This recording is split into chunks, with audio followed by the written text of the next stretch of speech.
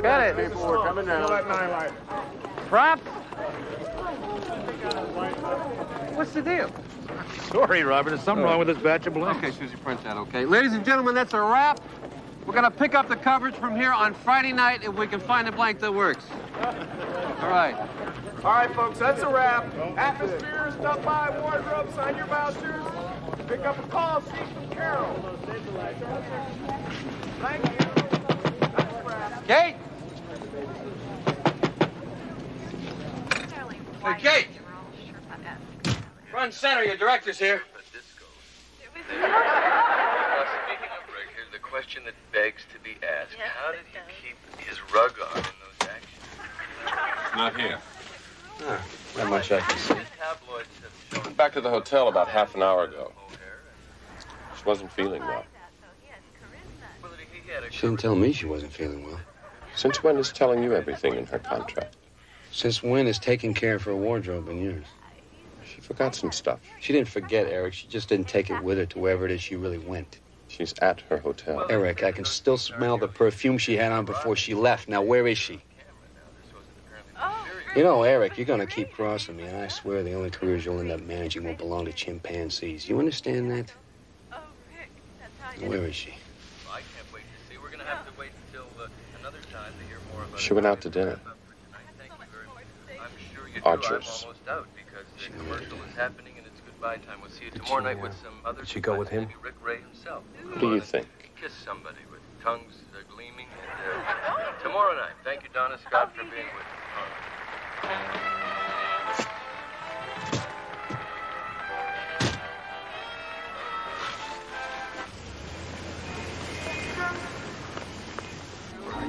Good evening. I hope you enjoyed your meal. Oh, yes, thank you. Hello, John. Mr. McKay. How are you? Very well, thank you. Listen, is Kate Huntley here tonight? Well, yes, she is. She's with Mr. Carr. Shall I sit another place? No, that'll be fine. Thank you very much. You know, Robert makes me feel like I'm suffocating sometimes. I know he doesn't mean to, but he, Well, that's why sometimes it's good to step back and take a break. No wonder they call this the Big Apple. You never know when you're going to run into a big worm. Well, look who's here. Come on, let's go. what do you mean, come on, let's go? I heard you weren't feeling well, so I'm here to take you home, okay? Robert. Look, we're just two old friends having dinner. Come on, sit down, join us. Oh, you're two friends. That's why you come over and sneak behind my back? Is that why? I didn't want you to know where I was going because I knew this is how you'd react. Well, we're getting out of here, and I'm not taking no for an answer. Come on. Come on. Hey, I thought you came to New York to play a detective, not a jackass. Don't you have a wife somewhere? Come on. Come on. Mr. Carr. Mr. McKay. Take it easy, Mr. Robert. McKay. You don't want that face in the morning papers, especially with a lump on it. All right.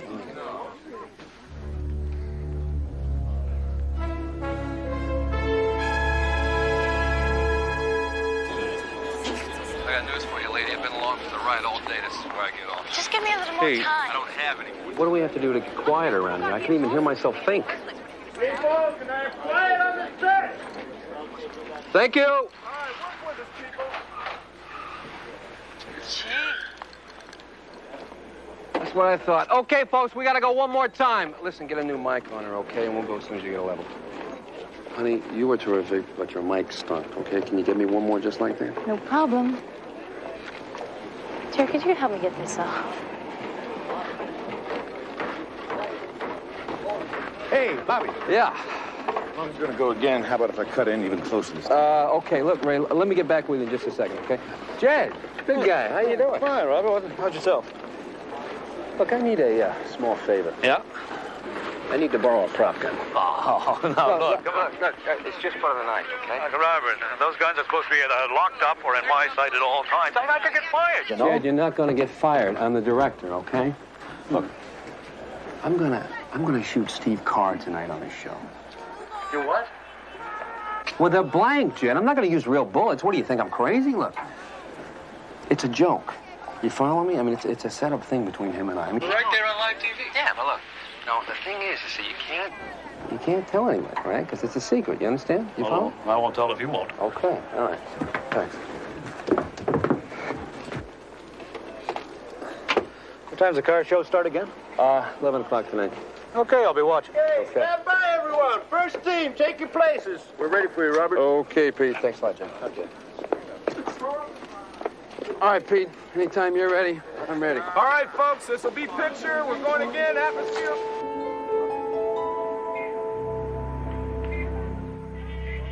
We were so poor, my folks couldn't afford to buy me any shoes. They had to paint my feet black and lace up my toes. Take 2. And 3. My father and mother were so poor, they couldn't afford to have children. So the neighbors had me. There were 5 kids in the family. Mel, get ready We to all cue slept in Louie. one bed. I'll be honest with you. And I 2, didn't zoom sleep out and get alone ready to till I pick up got Marty married. when he joins Steve. And I thank you. Hit the applause and cue Louie. And ready to and take 2. 3, you stay right where you are. 1, wake up, we're coming your way. Ready, 1, and 1. It's your first time here, and you're a very funny guy. Thanks, Steve. And ready, 2, and take 2. Okay, let's see if we can get in a subtle plug for you. Here, I understand you're appearing the 12th through the 15th at the Melodyland Ballroom. I'd better than paying me big money. Hey, Were you a little nervous? it's Robert McKay. What's going on here? Take 3. Well, I think you made us all a little nervous with that material. The lady in the front row. Stay with him, 3. Full shot 2, and take 2. Well, if it isn't Robert McKay, ladies and gentlemen, crashing yet another party. He shot him! Peter! Tom, what's going on down there? Tom, come on. Peter! The music. Get to the music. What's going on there? All right. Put up a card. All right. Hit the music and applause. That's right. Fade to graphic. Go to commercial. Come on, Peter! Move it! Clear. I don't know.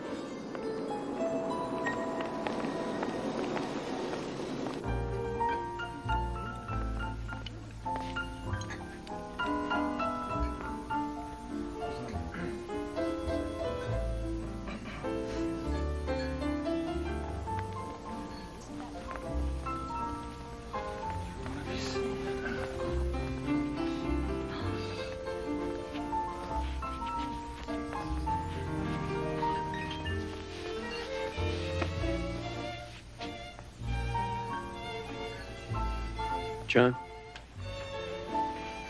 Another drink, Mr. McKay? Yeah, please. What's going on? What's the matter with everybody? Well, someone has just shot Steve Carr. Yeah, no, I did. As a joke. A joke. Yeah, he'll be here any minute. He'll tell you all about it. I don't think so. He's just been admitted to Lexington General in critical condition.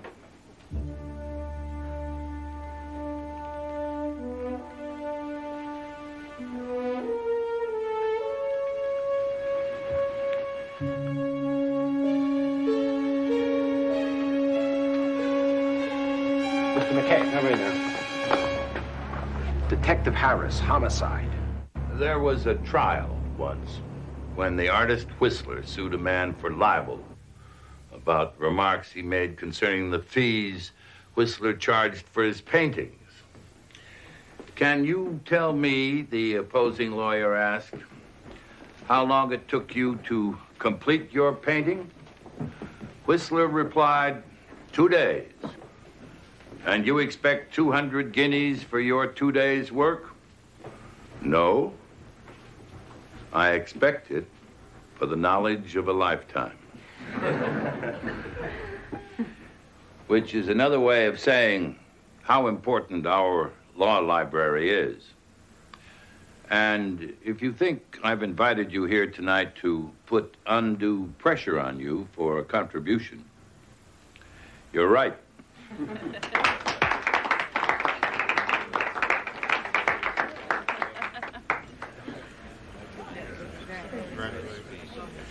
Hi.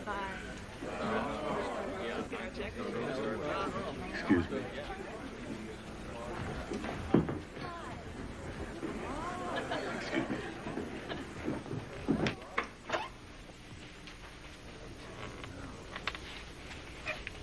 Now, what's a beautiful woman like you doing alone?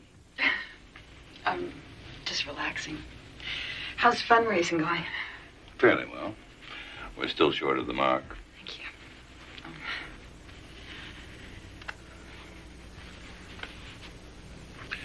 I hear you and Steve are separated. It's been on and off for the last 6 months. Mainly off. How's Sharon? I don't see her very much. Unless, of course, I buy an issue of Vogue when she's on the cover.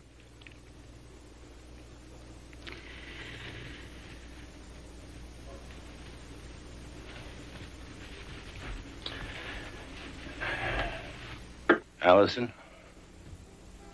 Are you all right? I keep telling myself that it's over. That I should stop fighting him. That he let me go, so I should just let him go. It's just that I don't sleep very well at night. And sometimes on weekends I drink a little bit too much. I don't have an occupation. And I have a husband that sometimes doesn't call me back. Other than that, I'm fine. Really. I'd like to help. You already have. Come on, let's go back to the party.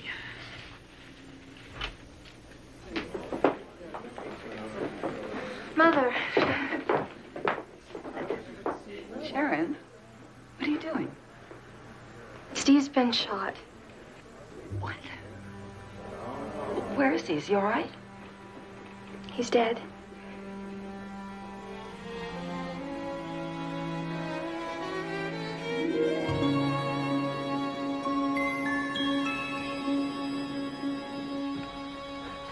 Thank you.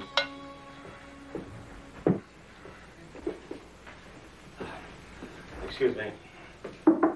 Come in. Hello, Perry. Good to see you, Sidney. I ordered some coffee. I could use some. The red eye from L.A. is starting to get to me. When we were in law school, you couldn't afford to go to the movies, much less produce them. Sit down. Thank you. I suppose you've read that Robert McKay was arrested. Yes? He's directing and starring in our picture with a budget of $30 million. We're not a major studio, Perry. If we shut this down, and we'll have to if we lose McKay, it's a disaster for us. So, you want me to represent him? Immediately. I was on the phone the entire flight out here. The police charged him with murder less than 5 minutes after Carr died. They would have looked like fools if they hadn't. Perry, I've known Bob McKay for years. Steve Carr was his friend. 40 million people watched McKay commit murder. Perry, I know you believe that no matter what the circumstances, a person is entitled to the best possible legal defense. That presents a problem. Allison Carr has been a good friend for more than 20 years. I'm not sure I could represent McKay. Perry, as a personal favor to me, go and talk to McKay. Just talk to him.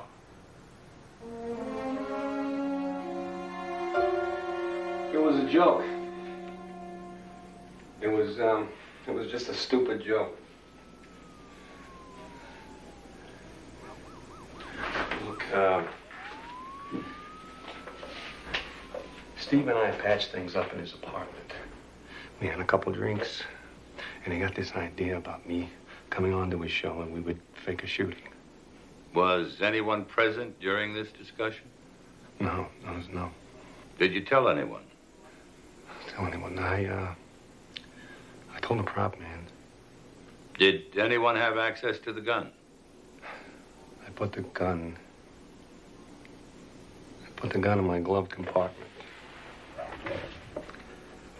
But I didn't lock it. Can you explain how a round of live ammunition got into the gun? No, I can't. Mr. McKay, you just shot and killed a man on nationwide television. And you're going to ask the court to believe that someone put a live shell in your revolver? Yes, I am. You publicly fought with Carr the night before. Why should we believe this story of yours? Why? Because it's true, that's why. Well, that's not good Hey, enough. wait a minute. I don't need you coming in here and telling me how bad this looks. And I don't need you coming in here putting me down. I didn't murder Steve Carr. And I don't care if you believe that or not, because that's the truth. Forget about me, Mr. McKay. Why should anyone believe you didn't kill him? Because he was my friend.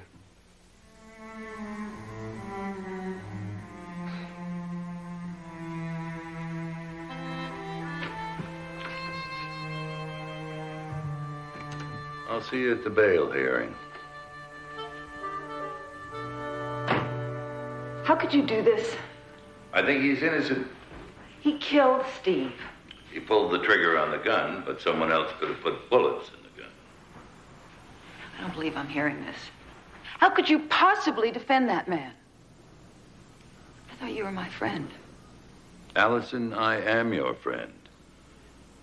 But McKay deserves his day in court. Get out.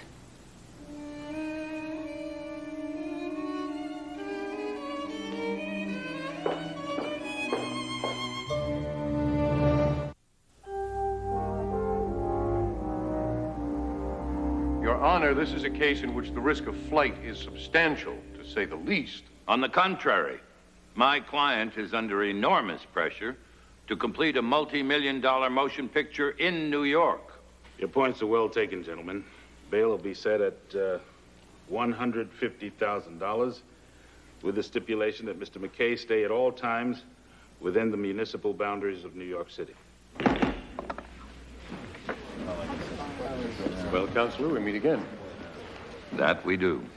I would prefer a fair fight, but I must admit it's reassuring to know that I have 40 million eyewitnesses at my disposal. If you were going to kill someone, Mr. Reston, would you do it in front of 40 million people? No, but then I'm not Robert McKay.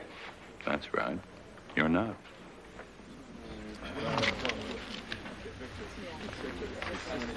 Ray, what are you doing here? I'm just making sure the wheels of justice ain't running you over. Are you okay, Bobby? Well, I'm better than okay. I'm free as far as I know.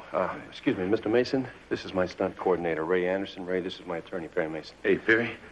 Listen, next time you get an idea for a practical joke, you clear it with me. You got that? Yeah, don't worry about it. Of course, I thought it was going to be pretty funny myself, but... You knew about the joke beforehand? Well, Bobby was wearing a radio mic when he asked Jed to borrow the prop pistol. Could hear him plain as day over by the mixer. Did anyone else overhear this conversation? Oh, Kate was standing right there. If you'll excuse us, sir, Mr. McKay has bail money to arrange. Right. Well, listen, Ray, thanks. Oh, sure. Listen, I'll see you in a sec, good buddy. Okay, thank you. That's good news. I mean, that's great. Now we can prove that shooting Steve was supposed to be a joke, right? A strong case could be made that you wanted to be overheard to set up this murder. Oh.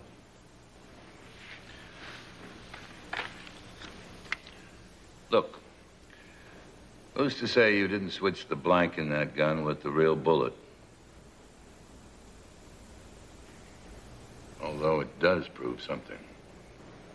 What's that? That at least 2 other people could have.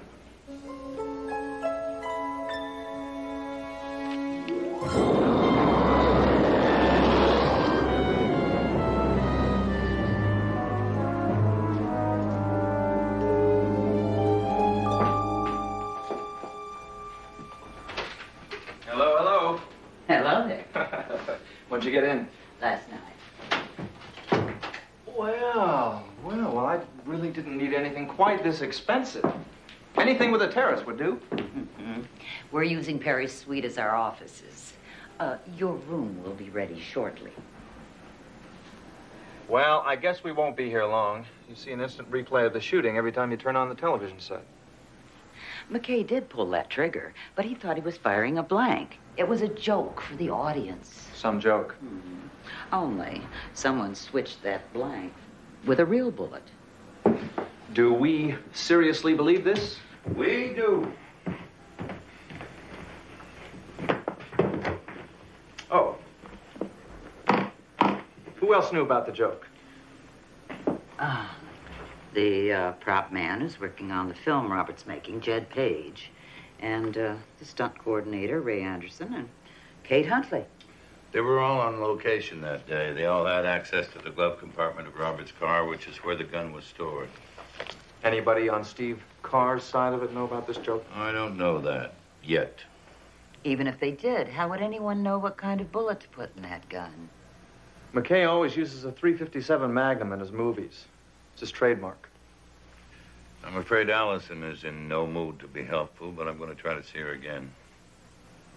Paul, I'd like you to check out those people Della just mentioned. Oh, by the way, nice to see you. It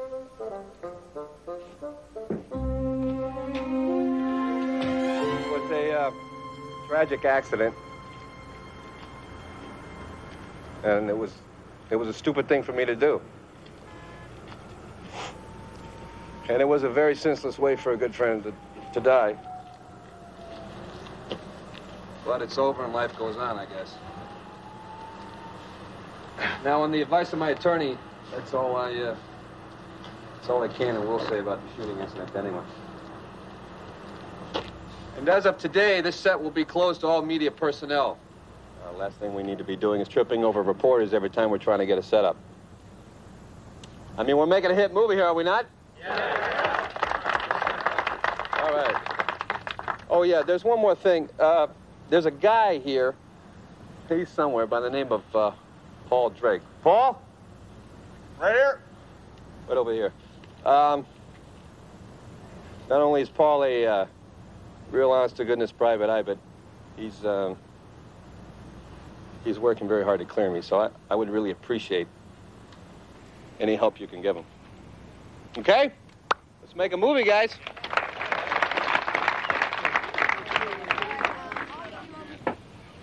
Mr. Page? Yo. Oh, hi. Name's Paul Drake. Yeah. Boy, oh boy, you got everything in here, don't you? Oh, you bet. Let me ask you something. Any ideas as to how a live round got into that gun that McKay used on Steve Carr? It had a blank in when Robert put it in his car, that's all I know. But I'll tell you something else. Robert McKay never would have killed Steve Carr on purpose, never. Why? Because they were friends? Oh, sure. So what you're saying is one of the film crew did it? No, I never said that. Look, this is family. Everybody here loves Robert. None of these people would do anything to hurt him. Problem is, maybe somebody did. Wait a second. Are you saying somebody here did this just to get Robert? What if it wasn't Steve Carr they were out to get? What if it was McKay? It's a thought.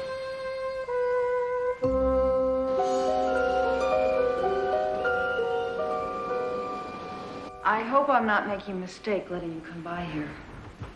I mean, you can't possibly justify what you're doing. Of course I can. Why are you here? Sharon, I think we should listen to what he has to say. Why? Because I'm convinced McKay is innocent. He's an actor. He's supposed to be convincing. They were friends for 20 years. They fought, but they also played jokes on each other. They were friends, Allison.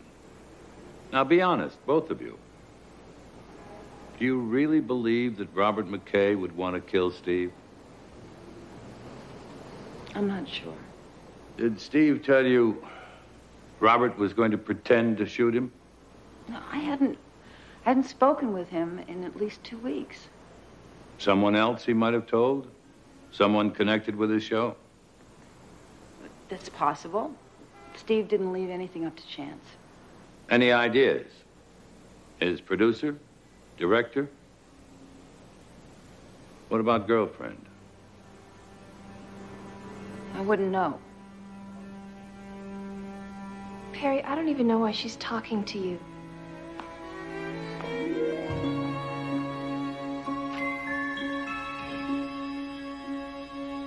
I didn't do it. Hey. I didn't do it.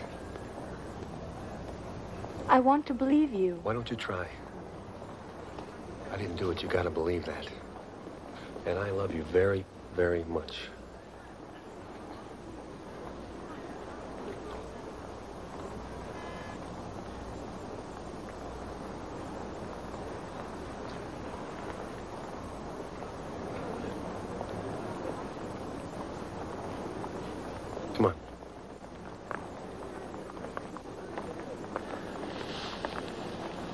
Okay, cut it and print it. Okay, folks. New setup across the street. Kate, for God's sake, we gotta talk about this. About the picture? What's it to you? Kate's a professional. She's here to do a picture. Is that what you want to talk about? I want to talk about us. You don't mind, do you? Then I'm afraid she'll be in her trailer.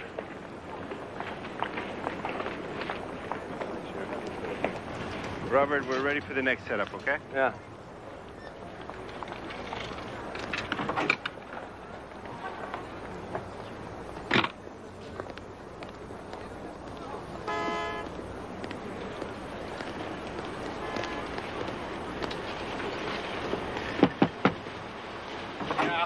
Hi, I'm Paul Drake.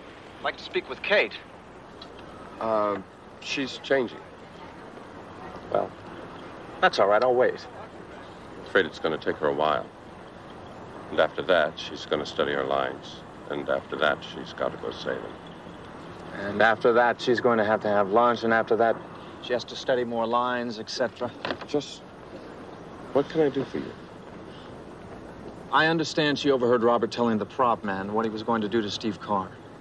So? Did she happen to tell anyone? Just me. No one else. How can you be certain of that? It's my job. Tell Miss Huntley I'll be back. You know, I'm afraid it's going to be a waste of your time. Carl was putting the moves on Kate, so McKay blew him away. It's that simple. I wish it were. What I want you to think, I want you to make a note to the editor. See, we just finished that. I want to stand and walk and walk as long as I can.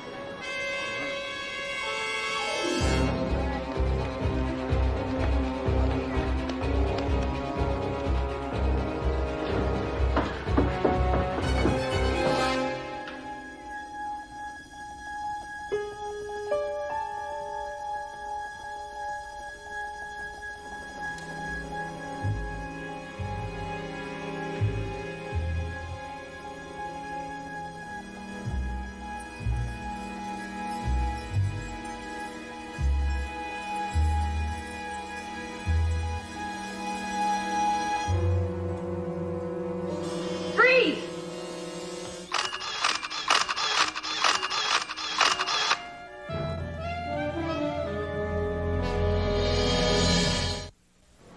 What did you think? I was some kind of urban gorilla? I didn't know what you were. Thank you. A detective is supposed to know these things, isn't he? How do you know I'm a detective? Just part of my job. I'm a reporter. For whom? Does it matter? Well, I suppose it was the New York Times, you tell me, right? Your name is Paul Drake, and you've got a big problem. What's that? 40 zillion people watched Robert McKay pull the trigger, and you have to help Perry Mason defend him. Michelle Benty, how do you do? You still didn't tell me who you worked for. I don't see why that is so important.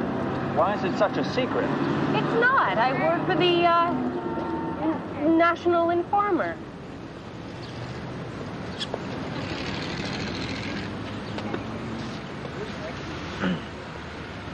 The Informer, like in Cowan, Indiana, glows in the dark? Look, I'm a reporter, and I'm covering a story, and I just think we can help each other out. How's that? Yeah, well, I mean, you've been thrown onto this set you know absolutely nothing about, and I think you have a little background information to catch up on. Which you can fill me in on, of course. Exactly. So what do you think? I think you should take that tape recorder out of your pocket and put it on the bench here so I can see it.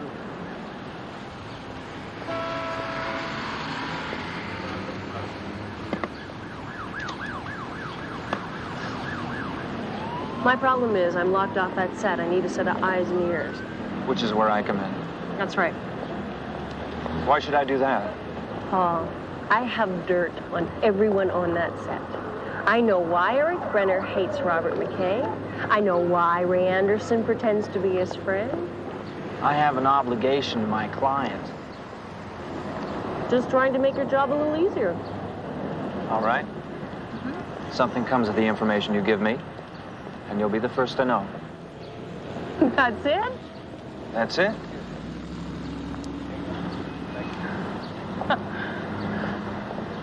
Better than nothing, I suppose. Okay, deal. For now.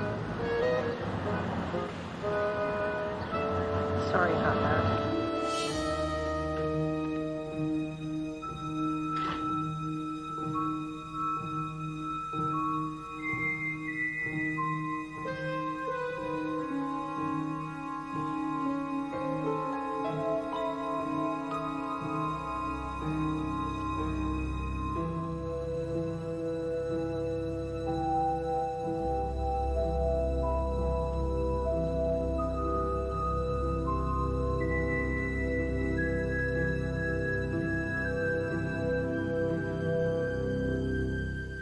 The stage is closed.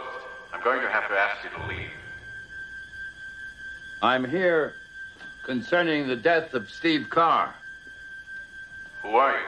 Face to face, I'd be glad to tell you.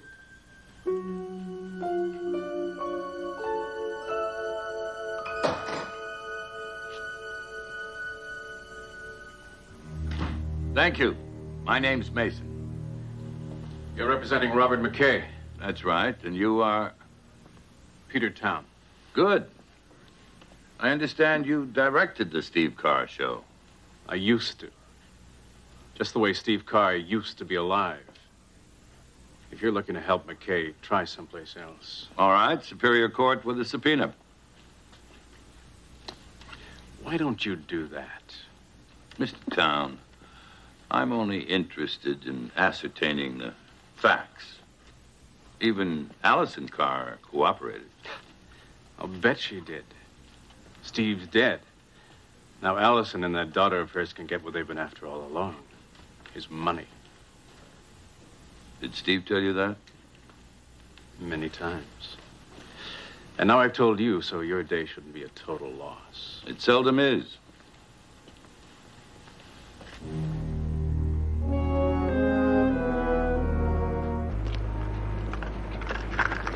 Okay, so was I right about Brennan and Anderson or what?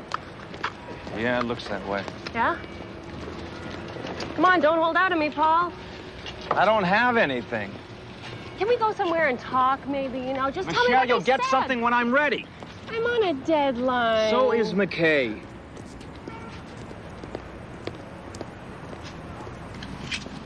Okay. Hey, Tommy, go on the other side of her, would you? Would you, Tommy? Yeah, try one on the other side. Good. Good. I'm sorry. Excuse me, please. So, yeah. All right, take a break. Mother told me I'm supposed to cooperate. I brought you to this museum once. You were very young. I remember. You've always been a very good friend. My representing McKay doesn't change that. I love my mother, Perry. I don't care what she says. You're hurting her. And believe me, she's been through quite enough. Were you close to Steve Carr? No. Did you like him? No, not particularly. Why not? Because of the way he treated my mother. Does this really matter? It might. Did you talk to Carr the day he was murdered? No. Look. When Steve married my mother, he made it very clear to me that he just didn't want to have me around. So that's why I got shipped off to school in Europe.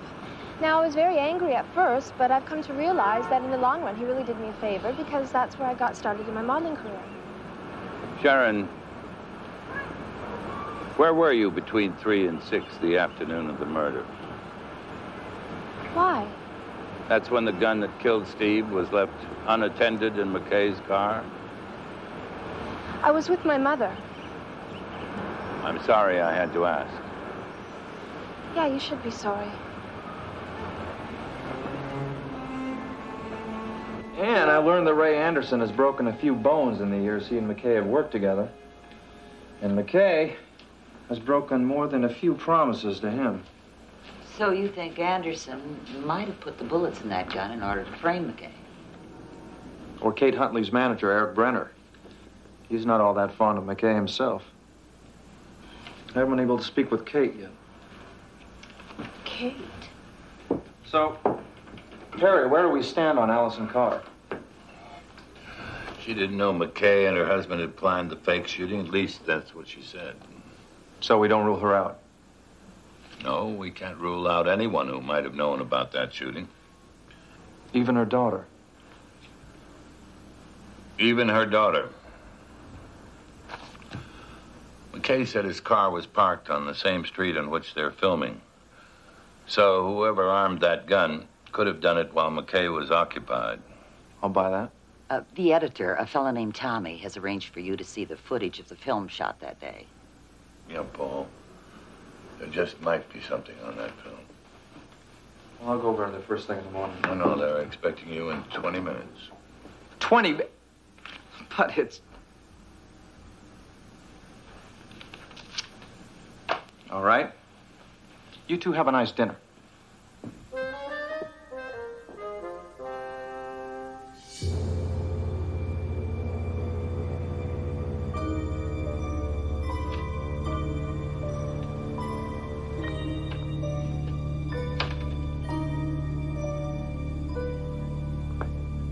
Tommy?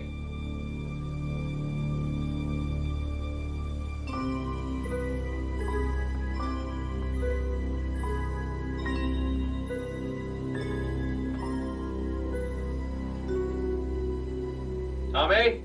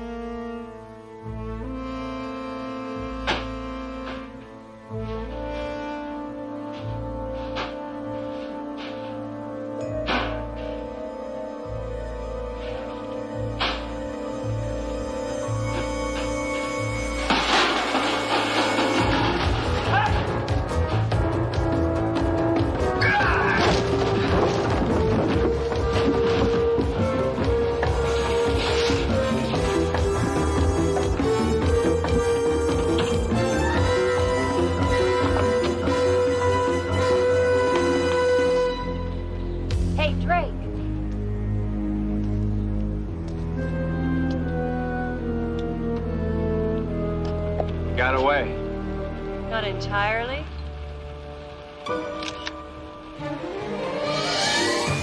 Let me put it this way. How soon can we see a print of that stolen footage? Tomorrow morning. You see, that's what I don't understand. We keep all the negative stock in a vault. So why would he bother stealing that film when all we have to do is make another print? You see, I don't understand that. I guess he was looking for the same thing we were, something incriminating on that film. Which means we're on the right track. Perry Mason, Della Street, Robert McKay. This is Michelle Benton. Hi, how do you do? Hello. I know you. You're a reporter. At the moment, she's with me. Perry, picture of our thief.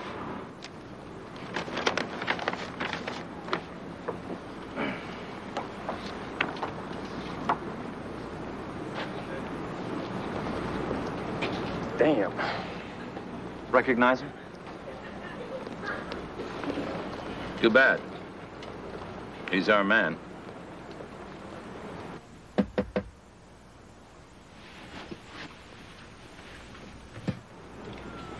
Hello.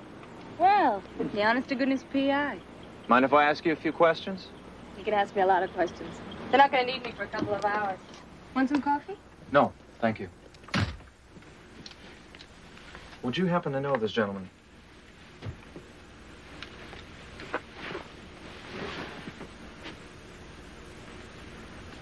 Never seen him before.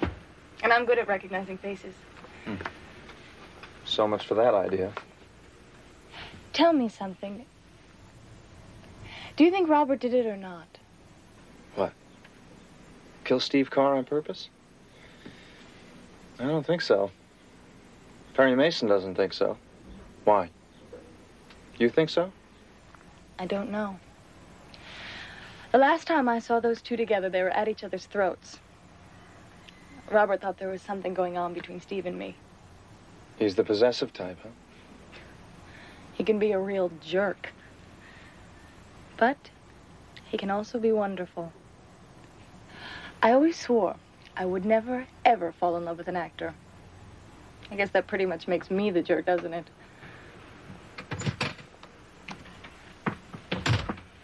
Oh, so what are you doing here? Besides bothering Miss Huntley. You're not bothering me, Eric. We were just talking. I was asking her if she recognized this gentleman. Do you? No. Try looking at his face.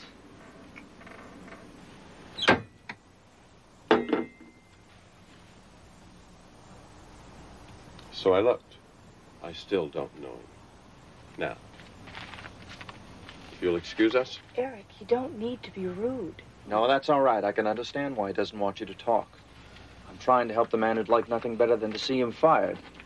A man who thinks he's nothing but a two-bit hustler that you refuse to let go because you tend to be too loyal for your own good. Get out of here.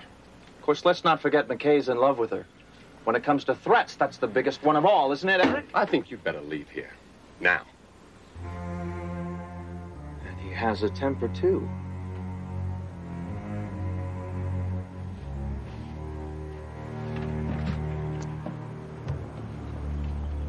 Maybe even bad enough to put a bullet in a gun.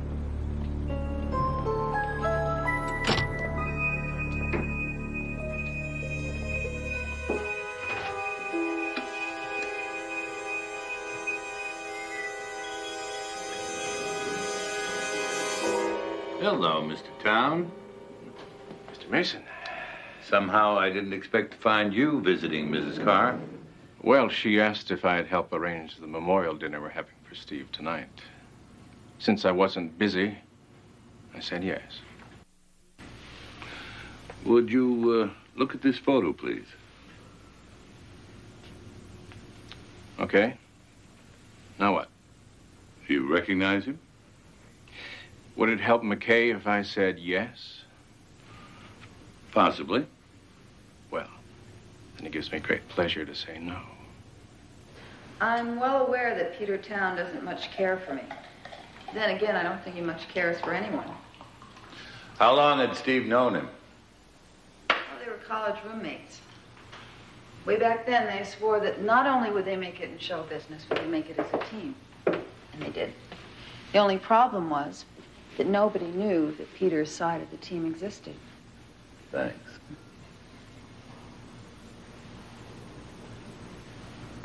He was Steve's director, but not his partner or his friend. Is that it? Well, I don't know the details. But I do know that Steve was absolutely adamant that no one other than Peter direct his shows. Was Peter allowed to work with anybody else? Well, he got offers for specials, things like that. But Steve always managed to make sure the deal fell through. Do you know this man? No, I don't. Why? He may be able to lead us to whoever switched that blank. Allison, is Sharon working? Yes, she is. She said she was with you the afternoon of the murder. Yeah. We were shopping. Am I to infer from that question that one or both of us are suspects? I had to ask.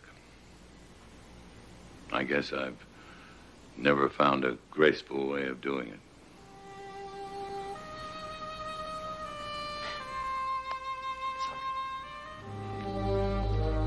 So am I. Okay, Bobby, Okay, you got it. the cameras are ready. We gotta go now. Okay, all right. Yes, Gene. Hang on. We got the talkie in there? Yeah, just turn on it. We're coming. We're coming. All right, let's get out of here, guys. Come on.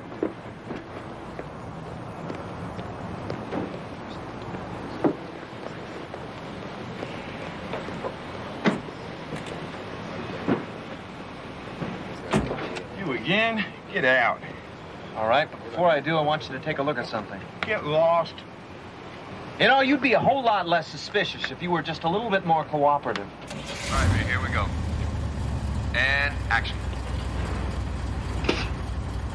You better buckle up, boy.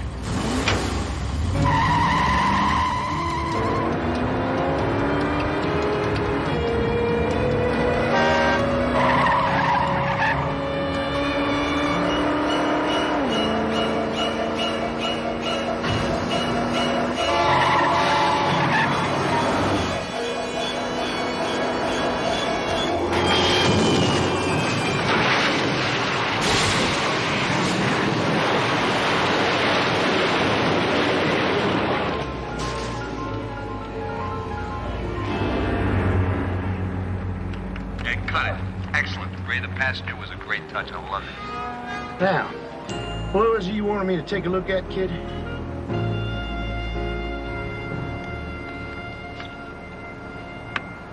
You ever seen this guy? Nope. Figures.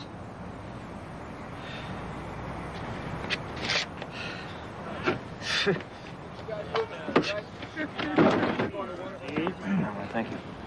You look terrible. Oh, thank you. So did he recognize the photograph?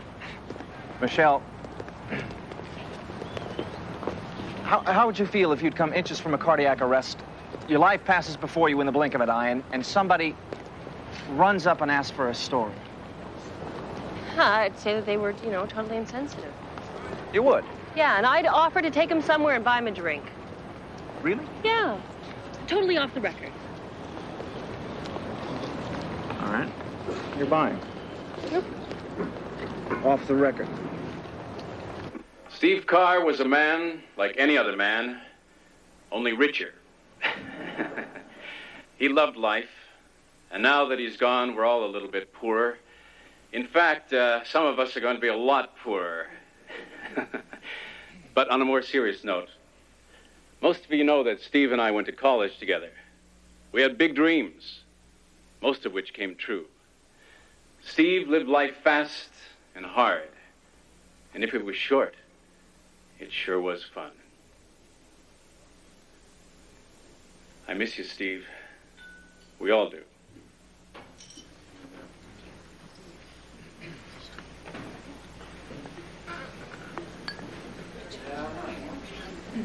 Excuse me.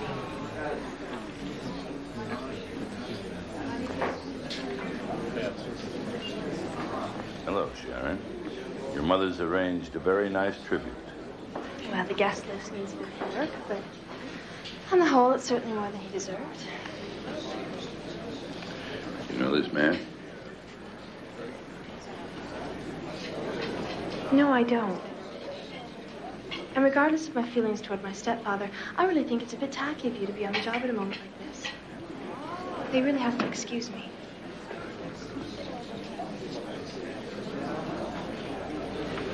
Any luck? It's the man in the picture.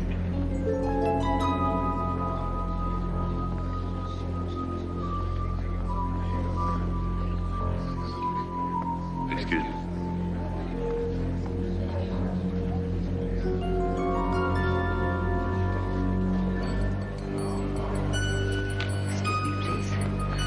Excuse me. Young man, may I talk with you a moment? Young man? Sir, wait.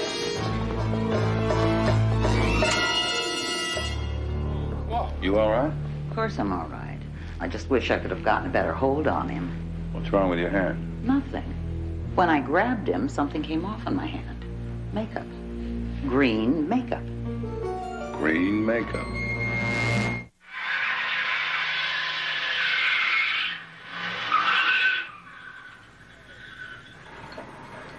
You all right? I told you we were going to get along. You mean we? You're the only one. All right. Let's go again.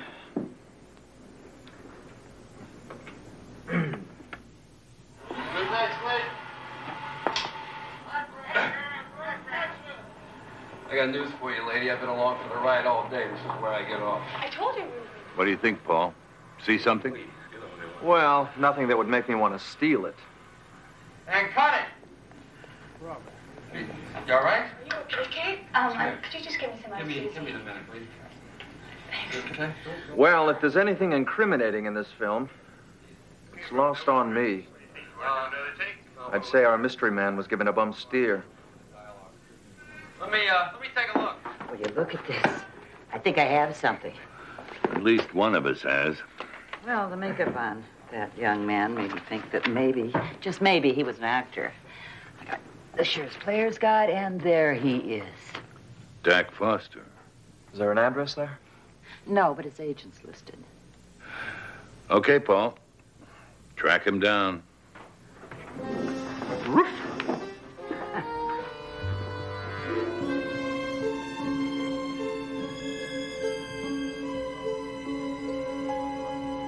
I'd better. They're paying me big money. Good, that'll make up for what you don't get here.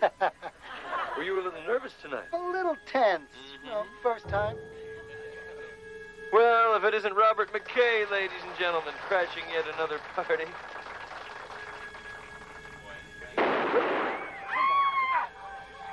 He shot him. Somebody call an ambulance. He shot Steve.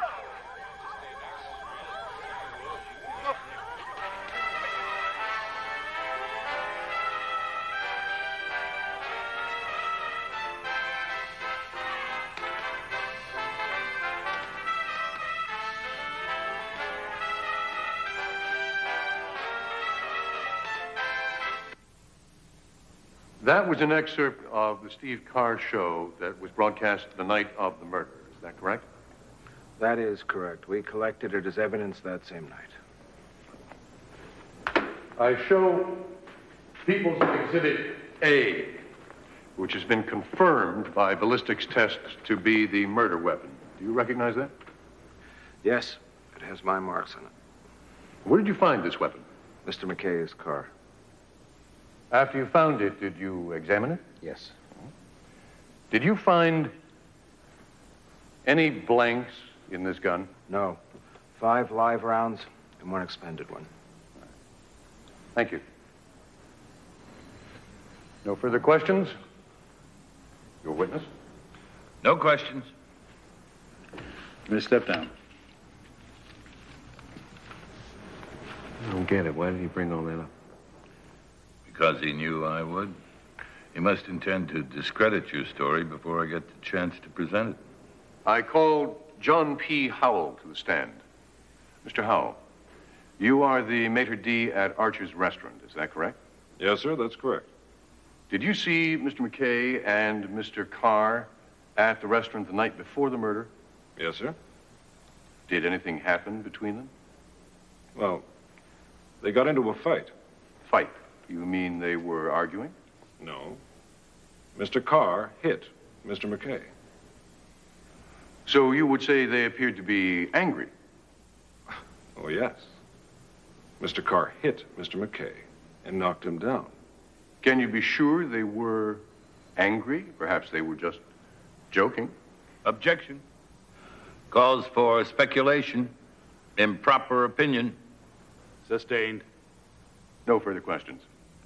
Your witness? Mr. Howell, your clarity in recalling certain events the night before Mr. Carr's death is remarkable. Now, what about the night of his death?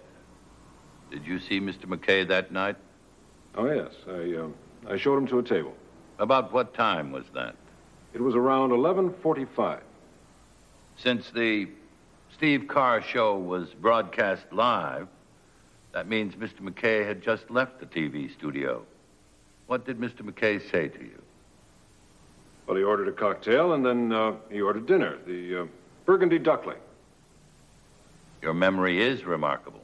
Well, I remember because I told him it would take about a half an hour to prepare. A half hour? How did Mr. McKay respond? He said that would be all right and that he was in no hurry. So, how would you describe his mood, Mr. Howell? Actually, he was quite pleasant, almost jovial.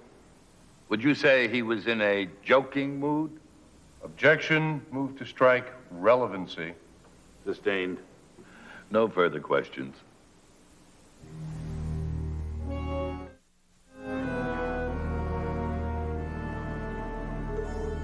You want me to give somebody else first crack at this kid? Fine. He's just going to be the next Tom Cruise. Bozo. It's open. Mr. Freeman. Here. Fill this out, put your 8x10s on it. Do it out in the hall. I'll get back to you sometime. I'm Paul Drake. And I'm busy. You didn't return my call, so I thought I would come down here and speak to you personally. I'm thrilled. Now get out of here. Now look, I took time out of a very hectic schedule to come down here and talk to you about using one of your actors in my new series. Your new series? New York Heat? Oh, you must be, Paul Drake. Yes, I'm sorry. My service didn't get the message to me. I'll fire them first thing in the morning. Please, sit. I'm sorry if I seemed rude, but my analyst recently died. You handle an actor by the name of Dak Foster. Oh, yes, fine boy. Fine actor. Delight to work with. I saw him in an off-Broadway play at one point. I'm thinking about centering my new series around an unknown. That's Dak. How can I reach him? Well, I'm afraid he's working. I have to see him today. Unfortunately, I'm heading back to L.A. on a 6 o'clock flight. I'm afraid I just can't reach him. Mr. Drake, Michelle Venti, National Informer. I was wondering, sir, if I could ask you What just a is few quick going on questions. here? Have you cast your series yet, and what kind of talent have you Why found don't you here in people New York leave me City? alone? How did you find out I was here? Now, wait a second. Did somebody in your agency tip her off? Is it true you're using one of Mr. Freeman's clients? Look, Freeman, nobody treats me this way. You want to publicize your agency? All right, come on, sweetheart. I'm going to give you a story about unethical practices. No, I'm innocent. I'm ethical, I swear. Then get rid of this person. Get out. Well, I was just Now, a quick question. Come on. Go. I'm sorry. It was a terrible misunderstanding. You've been offensive, uncooperative, and impolite. I think I'll let myself out. No, please. Wait. Here. This is the address you'll find Dak at in Queens. I'd take you myself, but my car was stolen. Mr. Freeman, thank you.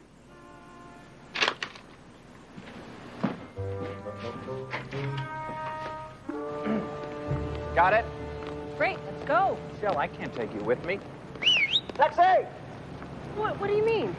Just what I said. I can't take you with me. Paul, I'm having a little bit of trouble understanding this deal we have here. It seems to me just a bit one-sided. I mean, I get you a picture of Dak.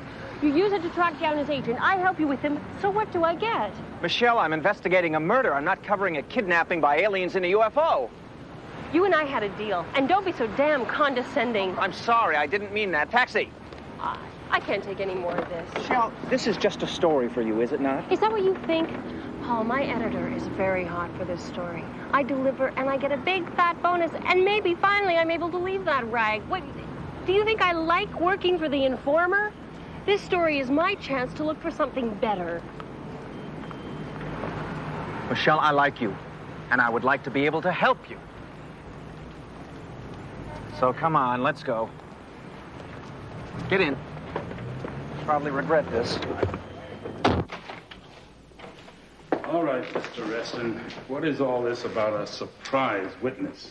Your Honor, I have requested this recess to ask for your and Mr. Mason's indulgence because I wish to call an additional witness to the stand.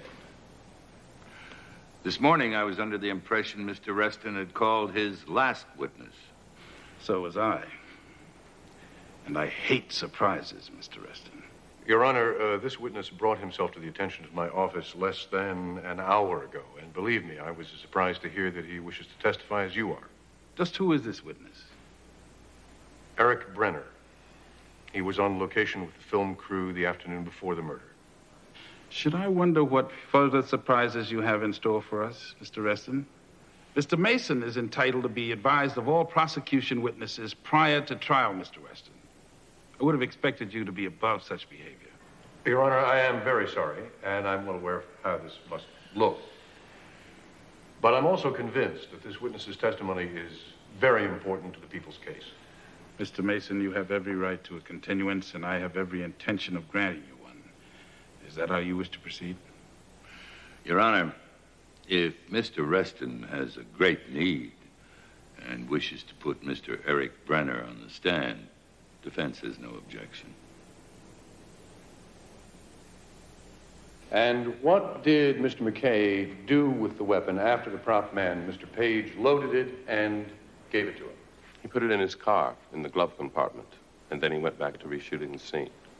And did anyone go near the car after that? No, not a soul, the whole rest of the afternoon. Why are you so sure? Because we spent the next 3.5 hours on the same shot. I spent the whole time right across the street from McKay's car.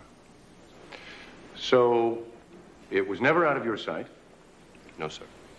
And no one went near it, let alone reach into the glove compartment to, say, exchange the alleged blank for a real bullet? No, sir. Thank you, Mr. Brenner. That's all. I have no questions. But I would like to reserve the right to recall the witness.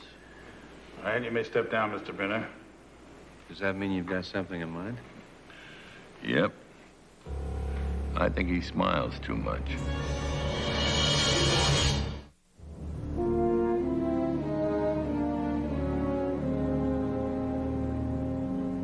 So, because Mr. McKay was wearing a radio mic, you could hear everything that he and the prop man, Mr. Page, were saying.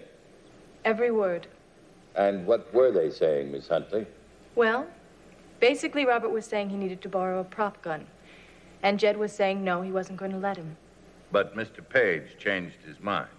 Once he found out why Robert wanted it, Why did he want it?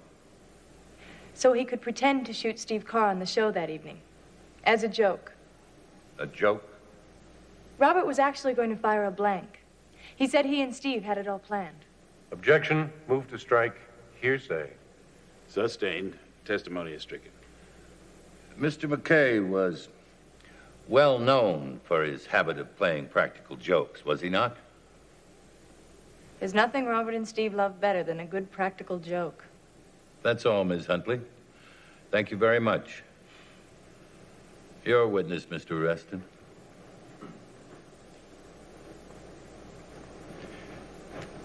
Had you worked with Robert McKay on any films prior to this one? Yes, several. During the making of those films, did he have occasion to wear a radio microphone? Certainly. They're quite common, especially in action films. So he would be familiar with their operation? Yes. Can't we assume that he would be completely aware that anyone standing next to the sound mixer could overhear everything he said? I object. Calls for speculation on part of the witness. Calls for complete conjecture. Mr. Mason, if you don't mind, I'd like to answer the question.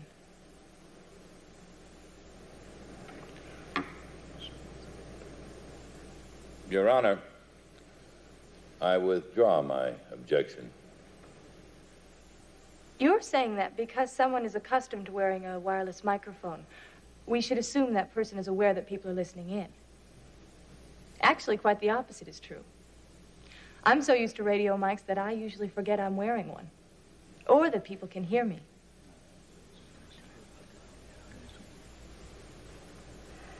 Your Honor, I move to strike the witness's answer as non-responsive. I withdraw the question. Motion granted.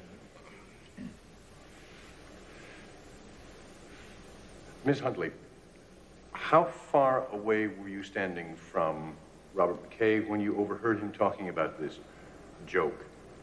I was across the street. So you could see him. Yes. Was there any indication that he could see you? He smiled at me. Which means that he saw you standing next to the sound mixer and saw you listening. That's all. No further questions. None at all. Robert.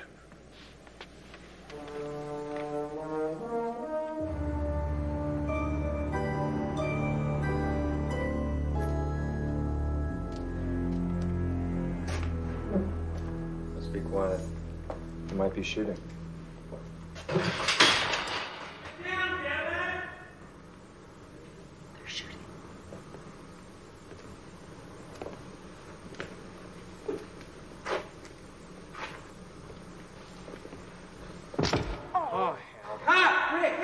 Out of there before it decapitates somebody. Oh, get me a space blanket. You, over here. Me? You, watch your work. Stand right over here. Hold this just about there. And don't let it down until I say cut. Aye. Okay, Rick, we've got Phil. Let's roll him. Take 6. Do you know what time? And Foster.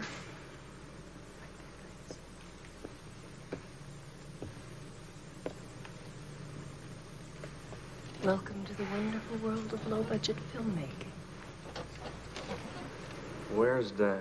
He's right over there.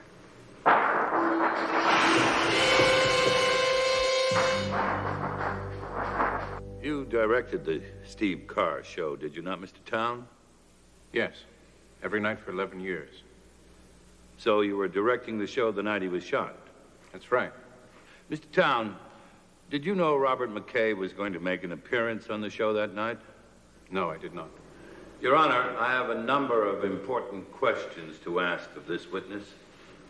But first, I'd like to set up a demonstration recreating the events of the murder right here in the courtroom. Wait a minute, Mason. Exactly what kind of a three-ring circus are you proposing we run here? What do you mean by we? So far, we've been subjected to your low, juggling carnival approach. Order! Now, we want to continue What on exactly with do you mean by we? Just 1 minute, both of you. Step up here.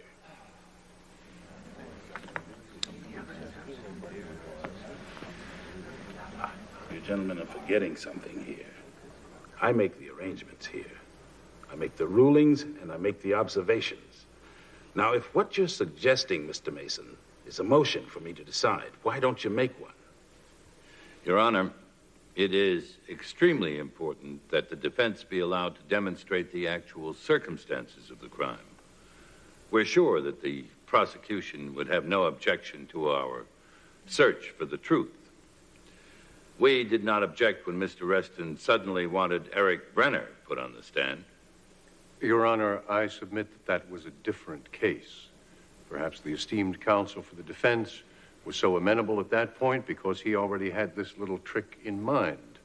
Perhaps. All right, let's put an end to all this. Mr. Mason, if you're representing that this is important to your case, I'll grant the request. I am, Your Honor. That'll be the order. Cut! Well, that wasn't bad, was it? Loved it. All right, 30 minutes now. And that's all, because if we don't get the next shot by then, we're not going to get the next shot. And the producer's going to pull the plug, and you know what's going to happen to all those back salaries of yours. So let's go. Let's move it, okay? How you doing? I'm Paul Drake. This is my girlfriend, Michelle Venti. Hi, how are you? Fine. Do I know you? I don't think so.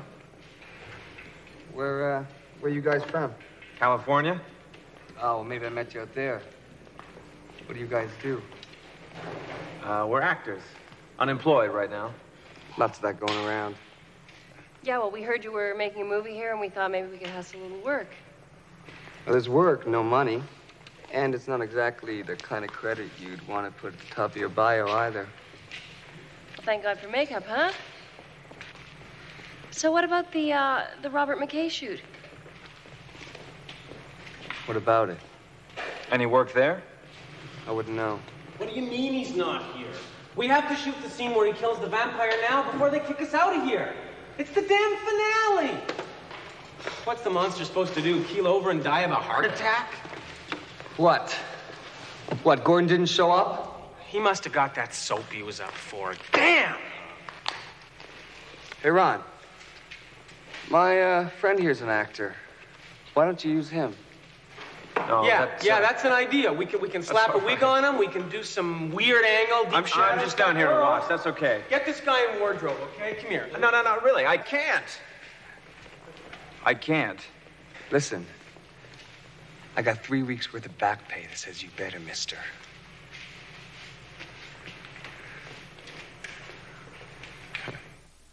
Now, as you can see, this area represents Steve Carr and his guest.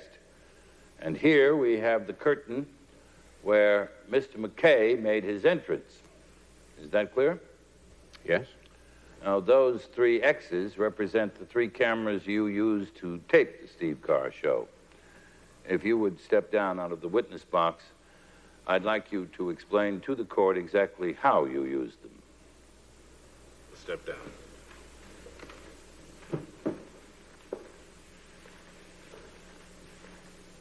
The first X represents camera 1. What was it focused on? Camera 1 holds Steve Carr in a close-up. All the time? Yes. Now, that position there, what was it used for?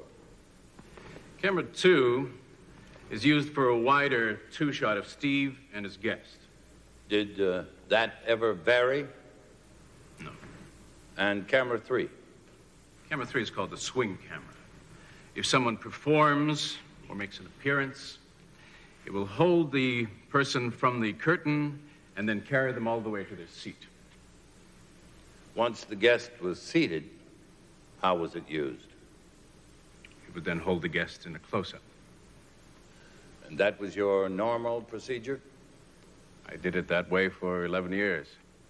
Then I can assume, since Steve Carr's guest was already seated when Robert McKay came through the curtain, that camera 1 was a close-up of Mr. Carr, camera 2 was a two-shot of Mr. Carr and his guest, and camera 3 was a close-up of the guest. That's what you said, isn't it? Yes. Good. Now, let's look at the tape. Bailiff? Welcome, Marty, welcome. Nice try. Now, that is camera 2. Oh, Steve, you're too kind. No, it's your first time. And that would be camera 3. Thanks, Steve. Coming from you, that means something. Not much, but Back to camera 2. Okay, let's see if we can get in a subtle plug for you. Here, I understand you're appearing the 12th through the 15th at the Melodyland Ballroom. I'd better. They're paying me big money. Were you a little nervous tonight? Freeze it, please. Now, Mr. Town, which one of these 3 cameras was taping Mr. McKay? How did any one of them anticipate Mr. McKay's entrance? Isn't it true it would be physically impossible for any one of them to swing over in time to catch his unexpected entrance through the curtain? See,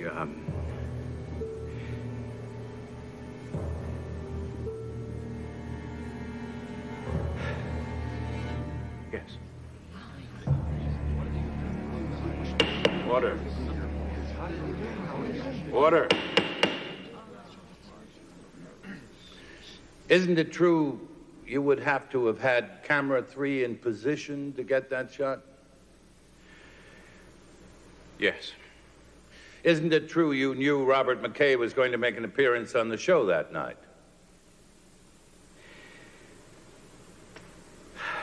Yeah. Steve told me that Robert McKay would be on the show. He told me about the gun, the joke, everything. You may return to the stand, Mr. Town.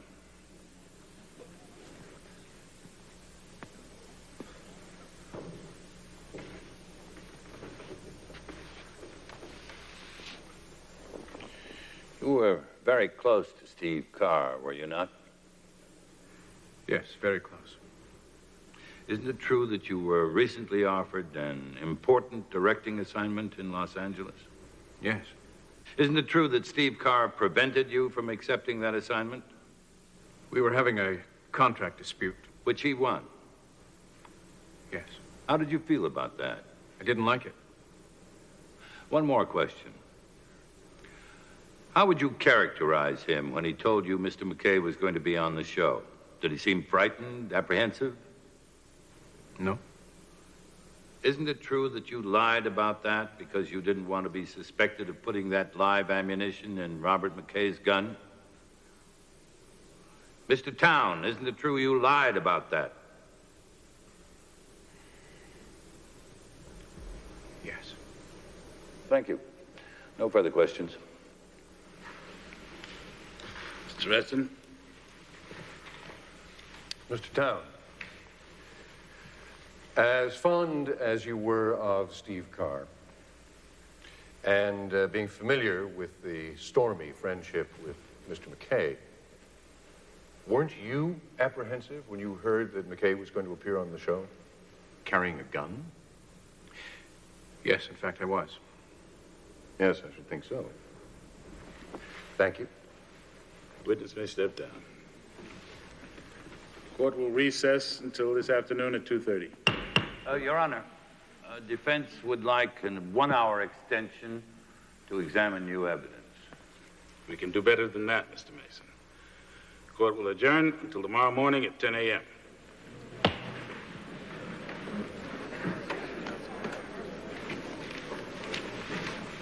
What new evidence? Robert, how many cameras are used when you're shooting a scene? Well, we use 1, 2, sometimes more if we're shooting a stunt. A stunt? Uh-huh. That's what you were doing all the while that gun was in your car. Shooting a stunt. Yes, I have it, thank you. This isn't the same film we saw before. Well, it's the same scene shot by a second camera in slow motion. Is it the film that was stolen? It would have been if Dak Foster had known there was a second camera. Well, I don't see anything incriminating in this one either.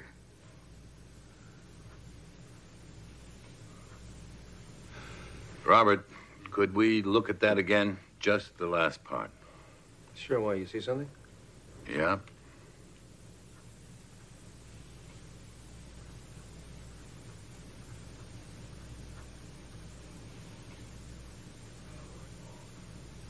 Della, where's Paul? Oh, that was Paul on the phone. Okay, Paul, you ready for a take? Yeah. Stand by, please. All right, this is it. MOS, let's roll them. And action!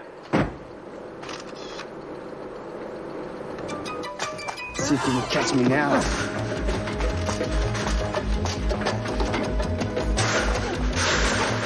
Why'd you steal that film?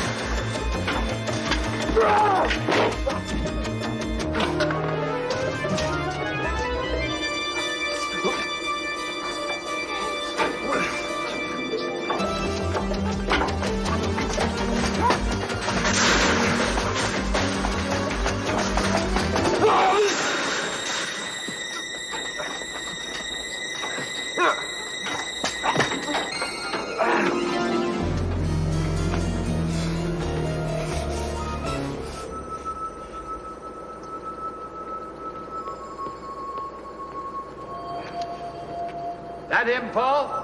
Oh, yes. I know you stole that film out of Robert McKay's editing room. I just want to know who sent you.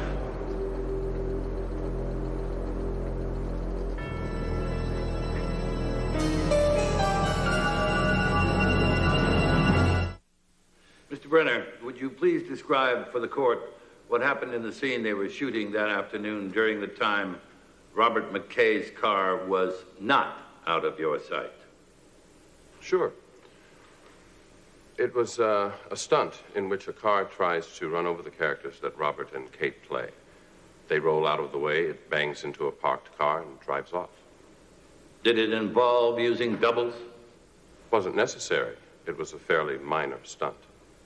And in the course of this minor stunt, Ms. Huntley suffered a minor injury, is that correct? She hurt her ankle during one of the takes. She was treated by the nurse on the set, Mrs. Brenda Saunders. Is that correct? Matter of fact, she was.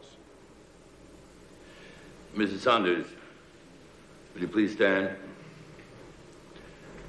Now, you insisted on carrying Miss Huntley over to the nurse. Is that correct, Mr. Brenner?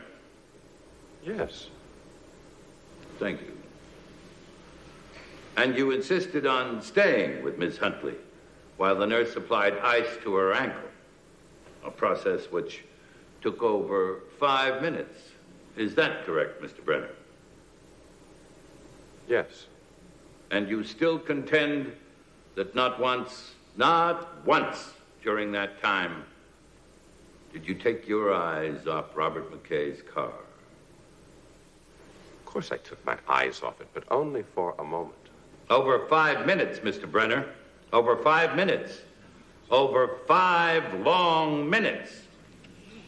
That's all, sir. You may step down, Mr. Brenner. I call Mr. Joseph DeVito to the stand. Now, this is the footage you shot when you were operating the second camera that day, Mr. DeVito. Is that correct? Yes, sir. That is correct.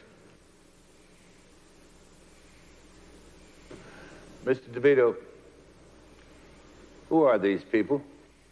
Just spectators, you know, people who come down because they want to see how a movie's shot, I guess. When I had this footage transferred onto tape, I had them enlarge this frame because there's something peculiar about one of those people. Yeah, I see what you mean. Everyone seems to be facing forward except for that one person right there. Yes, that person has turned away. Now, look closely. What do you see? Just that it's a woman. Mr. DeVito. Stop. You don't have to go any further. I did it. Order! Further demonstrations of this sort, and I will have this courtroom cleared. I took the blank from the gun and I replaced it with a real bullet.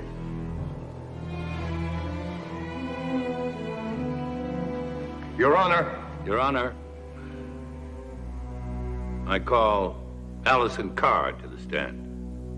Mrs. Carr, did you kill your husband? Yes, I did. You went to the movie set where Robert McKay was filming and put a live round of ammunition in his revolver. Yes, I did. Why did you kill your husband? Because I hated him. Why did you hate him? Do you want us to believe it was because you wanted a divorce and he was unwilling to give you a satisfactory financial settlement? Yes. Do you want us to believe it was because he was worth more to you dead than alive? Yes. And then you'd inherit all his money? Yes. Is that the real motive for this murder?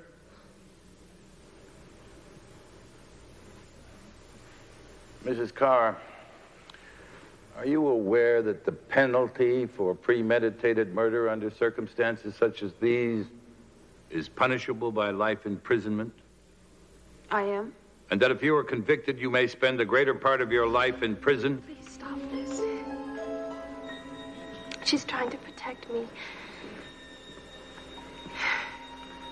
You know I did it, don't you? Yes. And you know I'm going to have to put you on the stand.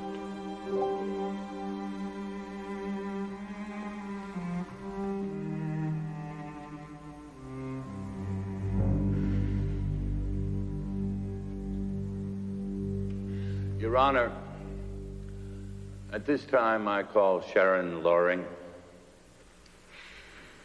I first met Steve Carr when I was 17, when he married my mother. On the day of the wedding, he tried to seduce me. He tried several times after that, which is why I decided to go to school in Europe, to get away. Did you tell your mother? No, I never told her. I didn't want to hurt her. When was the last time you saw Steve Carr?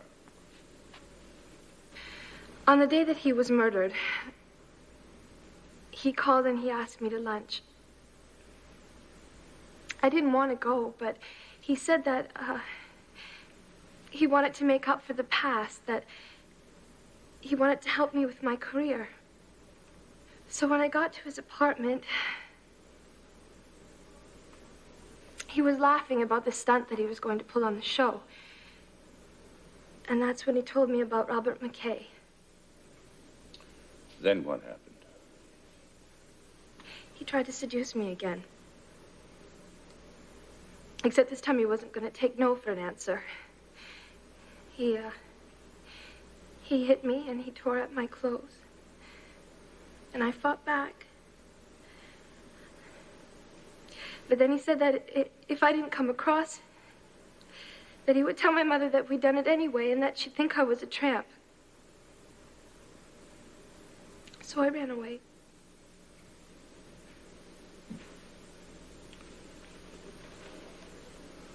What did you do when you left the apartment?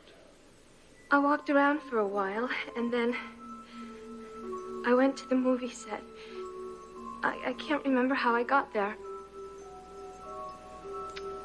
But I stayed in the crowd, and then I saw Robert McKay put the prop gun in the glove compartment. So I went to the store and I bought some real bullets.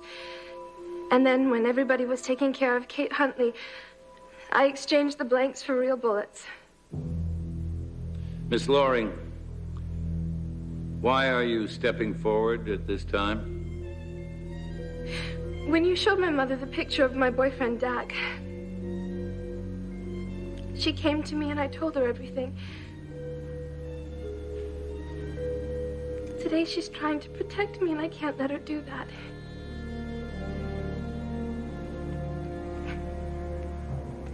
Steve Carr ruined my mother's life. I killed him and I'm not sorry that I did.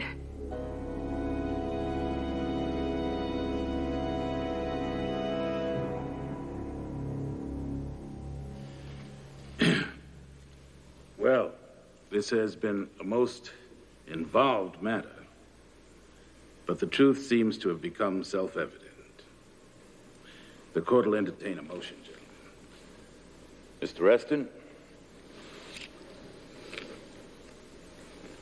Your Honor, the people move for a dismissal. Case dismissed.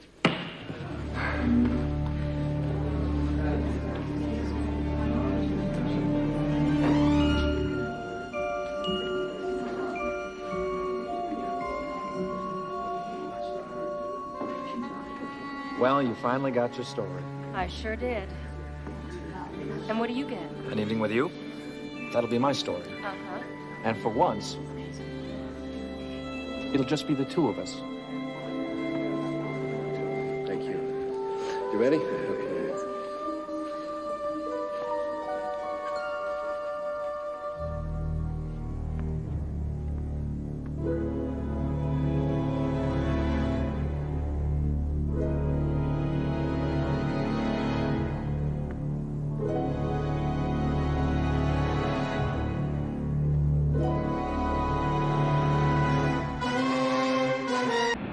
This was a man who lived his life in the service of others.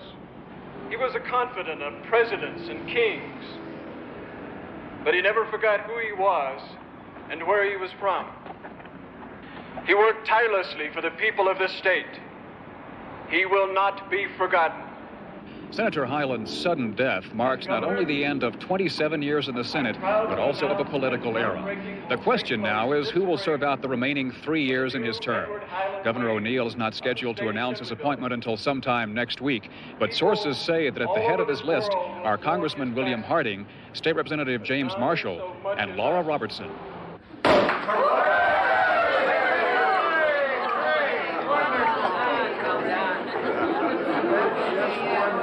Laura, listen, everybody.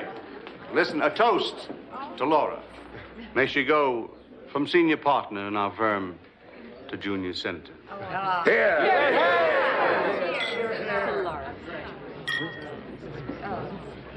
When do you think you'll be meeting with the governor, Laura? Actually, I already have. Laura, I don't really think you should. Oh, darling, we're all old friends here. If anybody should be the first to know, they should. I met with Ted privately 2 days ago. I got the appointment. Folks, out of respect for the late senator, the governor isn't going to announce this until next week. So please, until then, say nothing to anyone. Laura, terrific news. Now, don't you go taking my name off the office letterhead just yet, okay, Elliot? Nothing's going to go wrong, darling. She may practice corporate law, but she lives Murphy's. Glenn, phone call. Excuse me. I'm very happy for you. Oh, for all of us, Audrey. Laura, congratulations. Washington is precisely the kind of place where a woman of your class should be. Thank you, Emmett. Hello. Mr. Robinson, you want to see your wife make it to the Senate? Of course. Well, then you and me better meet. Do you know where the Ridge Bar is? Who are you? Just somebody that has some information for sale. Information about what? You know, Sunland, Arizona. Why don't you meet me at the Ridge Bar in an hour?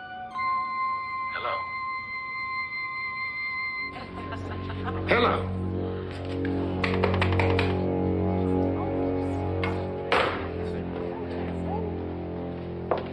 Glenn? I have some escrow papers to sign, or my new shopping center development may fall through. Oh, couldn't it wait till morning? It won't take long.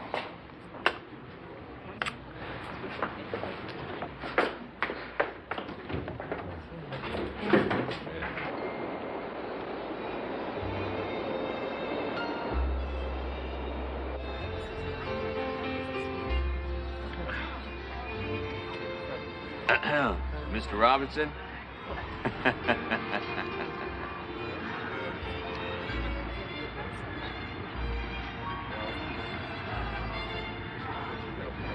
Please sit down. I saw you on TV today. Oh, you look great. Me, I never go to funerals. Depressing. What the hell is this all about? Well, you know, being a senator is a high-pressure, high-visibility job. Now, me, I say, so what? Your wife spent time in a mental hospital. Most politicians probably should, right? I don't know what you're talking about. You're right. You showed up here because you're thirsty. Sit down.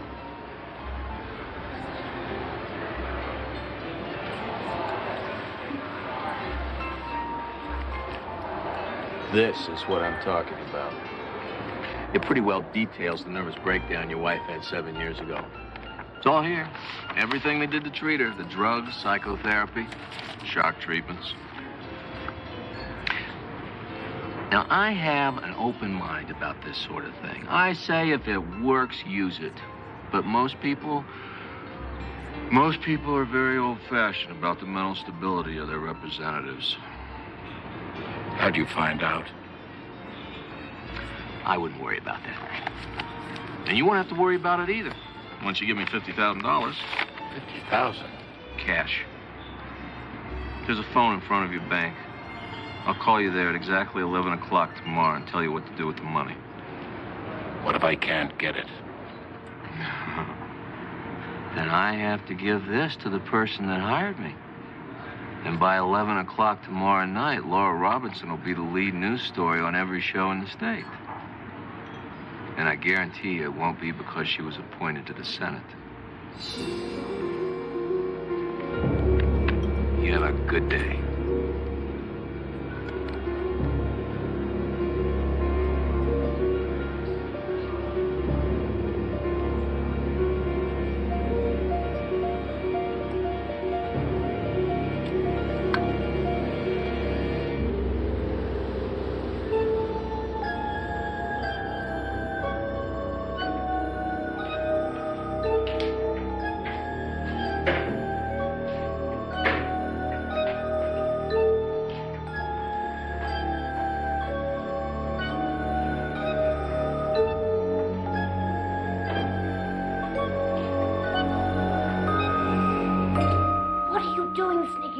That I nearly called the police.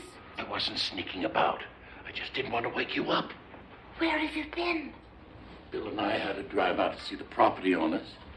It got late, so we stopped for dinner. I'm sorry that I worried you, darling.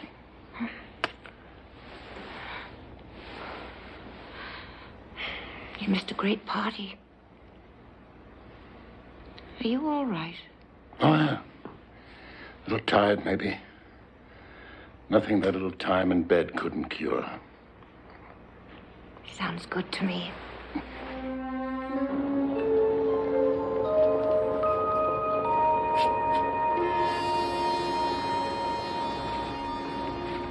Glenn, it's good to see you again. Well, hello, Arthur.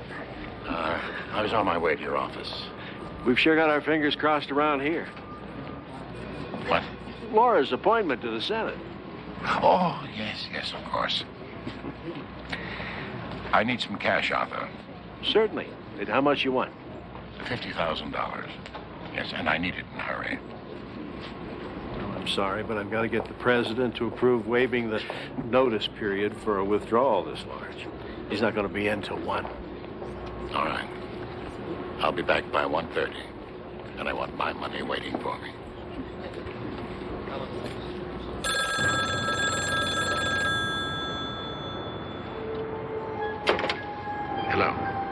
You got the money? Not yet, but I will. I'll get it. You damn well better.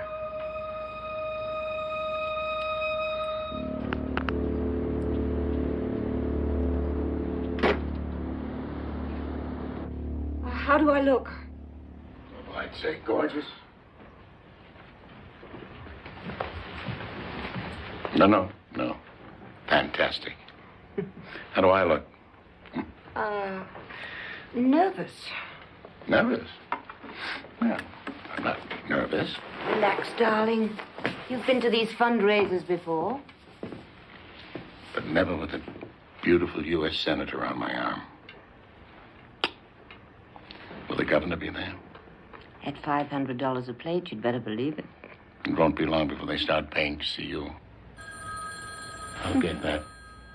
You get your coat.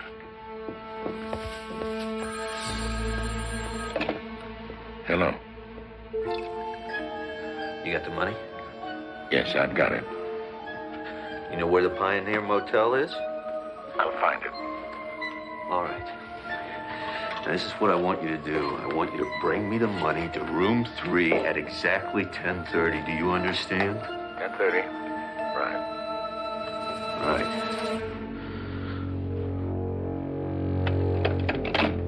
Ready, darling? Oh, yes. I'm ready.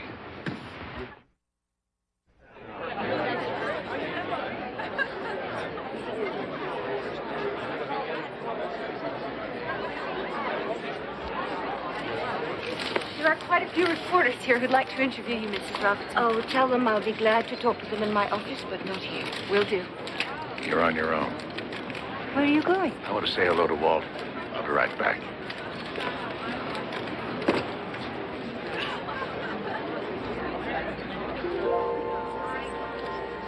Perry.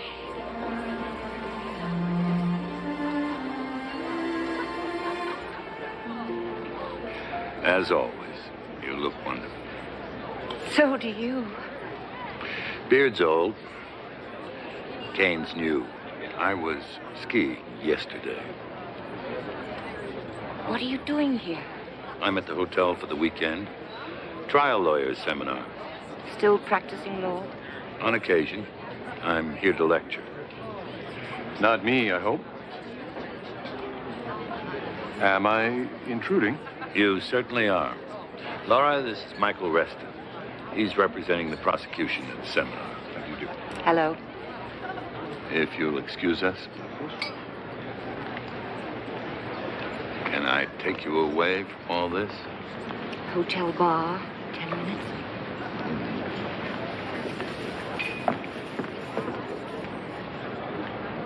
Very attractive. Very. You know her well? You might say so, yes. Excuse me. It wasn't so easy getting away. You remembered? A gimlet with fresh lime. Yes, I remember.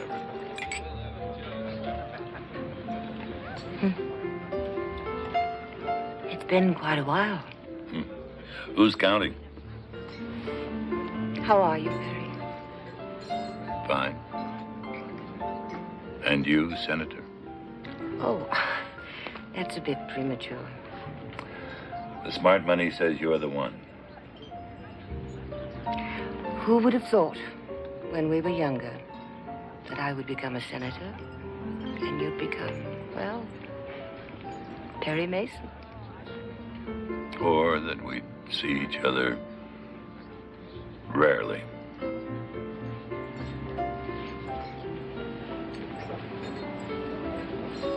I've missed you.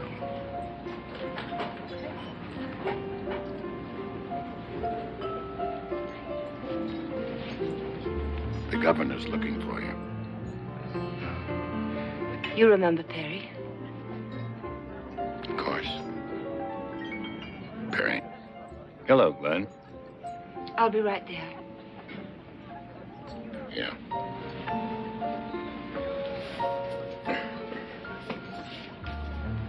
How long will you be in town?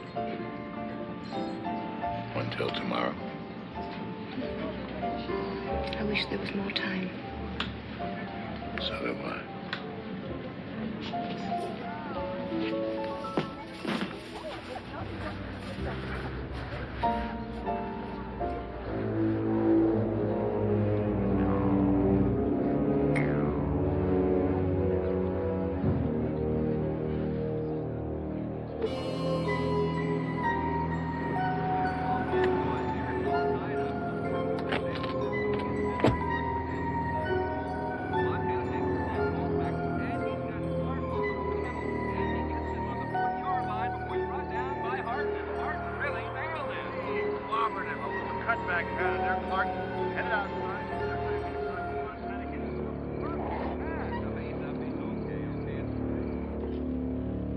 Anybody here?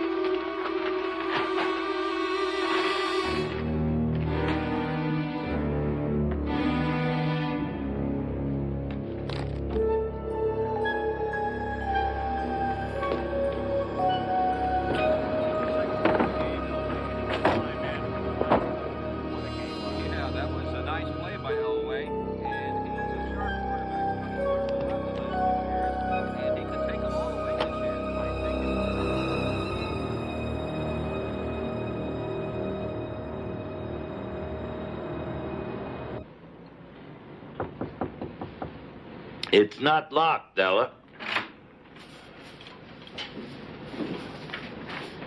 Perry, I've no right to come to you, but I don't know what else to do.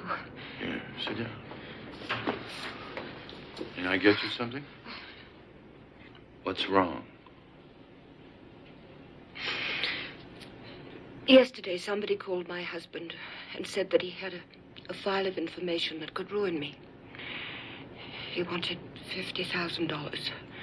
So Glenn took the money to the Pioneer Motel at 10:30. Only when he got there, the blackmailer was dead and the file was gone. What did Glenn do? What anybody would have done. He ran. He came back to the fundraiser and told me everything. What was in the file? Clinical records from 7 years ago. My depression. I couldn't work. And people were told that I'd gone away on an extended vacation. But you went away to be treated. To the Halvin Clinic in Arizona. I was home within 6 weeks. And I felt fine ever since. The problem is, the therapy included shock treatment. Proof of that was in the file? Glenn knew what would happen if the media got hold of that file. My political career would be ruined. But now, what should we do? Well, first Glenn has to go to the police. He has to make a report. But he'd have to tell them everything. Where's Glenn now? At home. Laura, I can only advise you. The two of you will have to decide what to do.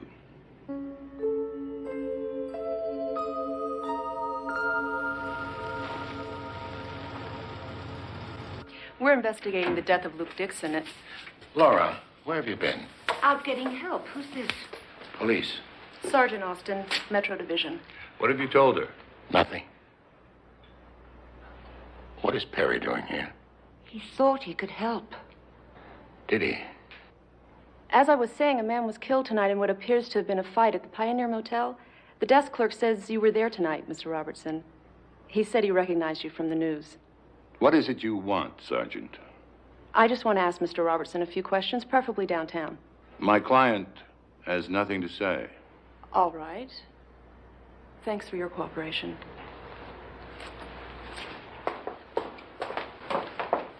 I didn't know that we'd hired you as my attorney. You needed one just then. We're very lucky to have him. Did you tell him everything? I had to. Perhaps the two of you should discuss this privately. No, that's not necessary. She's right. I'm grateful you're here. I'm going upstairs. Night, Glenn. Good night. Good night. Perry. Thank you.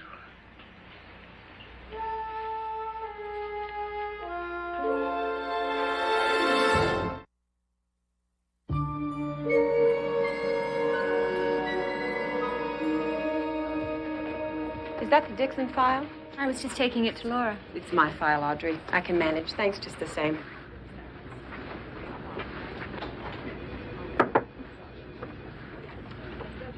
Here's the headlines on our victim. His name was Luke Dixon. The police said he was a small-time nickel-and-dime private eye.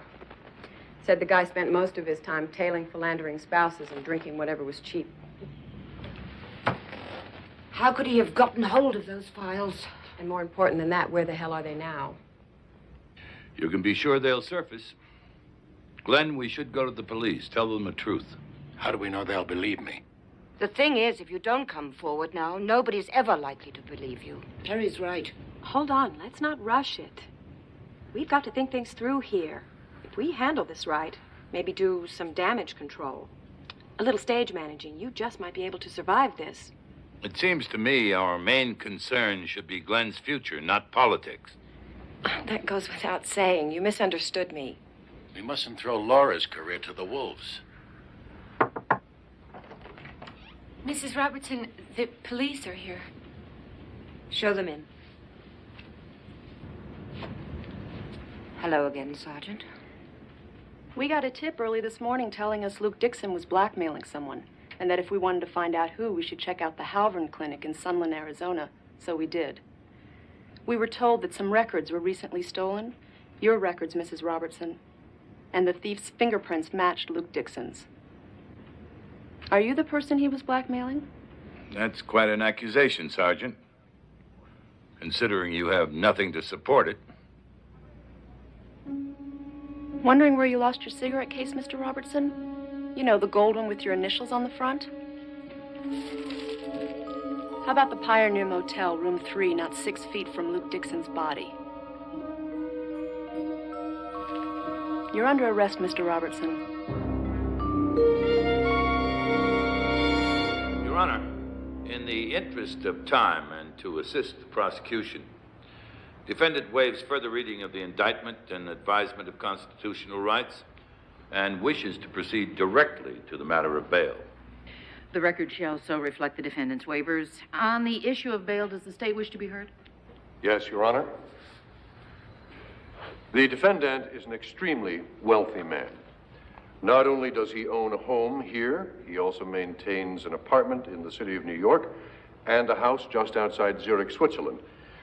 This indicates not only that he has few real roots here, it also suggests that fleeing the jurisdiction of this court is well within his means. Therefore, to ensure the defendant's appearance in this court, the state urges that bail be denied. Your Honor, Mr. Robertson is a well-rooted, successful member of the community who has never been accused of a crime and who is determined to appear here in court until his innocence has been proven. I urge the court to release Mr. Robertson on his own recognizance. Mr. Mason, I think some bail is appropriate here. Bail is set in the amount of $200,000. Preliminary hearing is set on December 10th. Is that acceptable to the defense? It is, Your Honor. Mr. Reston? Prosecution agrees. Next case, bailiff? State versus Sinclair. I certainly didn't expect to see you here. I thought you would have gone home by now. Well, in view of Mrs. Robertson's political prominence, the district attorney felt that this case warranted a special prosecutor. I'm delighted. Oh? Yes. When Glenn Robertson is found innocent, no one can say it was because of politics, right? Right? Right. Has the governor at all been brought into this? 7 years ago, I became ill, something that currently afflicts close to 10 million Americans. I went away, got some treatment and some rest, and came home cured. It was my husband's devotion to me, his fear that this somehow might be misconstrued or blown out of proportion, that landed him in this unfortunate situation. Given the circumstances, I can well understand why the governor would be reluctant to appoint me to the Senate. Frankly, that's no longer important. My job now is to do everything possible to make sure the truth is told and my husband is exonerated of all charges. That's all I'm concerned with. Nothing else matters. Over this way. One more picture. Glenn, what are you...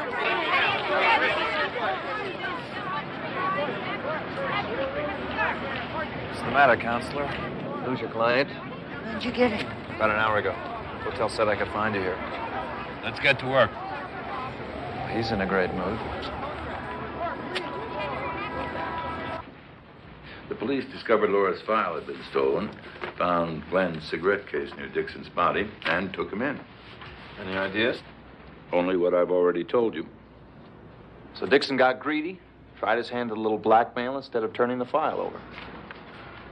Then you think the person that hired Dixon to steal the records is the person that killed him? Sounds good. Paul, here's his office address. See if you can find out who his last employer was. You did say you'd been here before. Oh, I used to date somebody who lives up here. Broke up with her about 3 years ago. Not a happy ending. Let her down kind of hard. Hoping to see her again. Tell her, it's a big city. The odds against that are astronomical. Besides, I checked the phone book. She's now listed. Just bear in mind, both of you, the murder was, one way or another, the result of an attempt to discredit Laura. When we unravel that, we'll get to the killer. Thanks. How is Laura? She's a trooper, always has been. By the way, Perry, I've been meaning to ask you, we didn't happen to go to the fundraiser because we knew she was going to be there, did we? What do we say? 35 years isn't so long ago. It was 30 years ago. Who's counting? Not me. Talk to you later.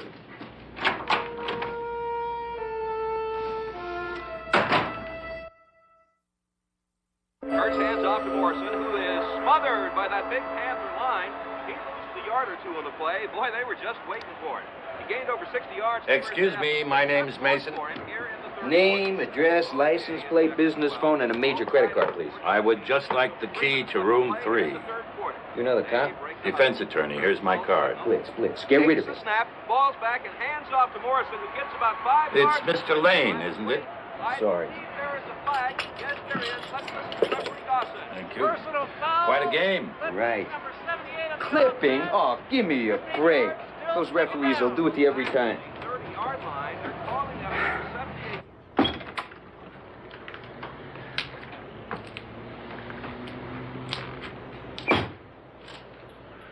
I want you to tell me and show me exactly what happened last night. You want me to go through it again? You're going to have to trust me sometime, Glenn.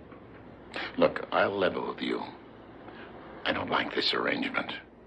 All right, Glenn. I'll level with you. There's nothing between Laura and me except friendship. Everything else ended a long time ago.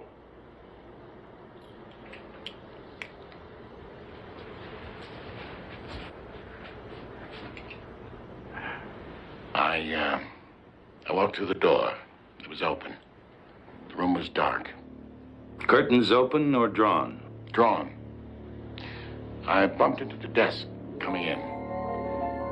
Knocked the phone to the floor. I picked it up, placed it back on the desk. Then I saw him lying there. Then what? I walked towards him. I put on a light. And then moved a carafe or something so that I could feel his pulse. He was dead. And I started looking for the envelope that had the file in it. I tore through the dresser, and I headed back for the desk, and I tripped on something. Right there. Everything fell out of my jacket pocket. And that's how the cigarette case got there. And when you were picking things up, you saw the envelope? Yes, it was behind the dresser. A piece of it was sticking out, and I walked towards it, picked it up, looked for it. It was empty. I left. Did you see anyone in the parking lot or around the office? Not just the fellow at the desk. Look around and think hard. What else about last night comes to mind? Nothing.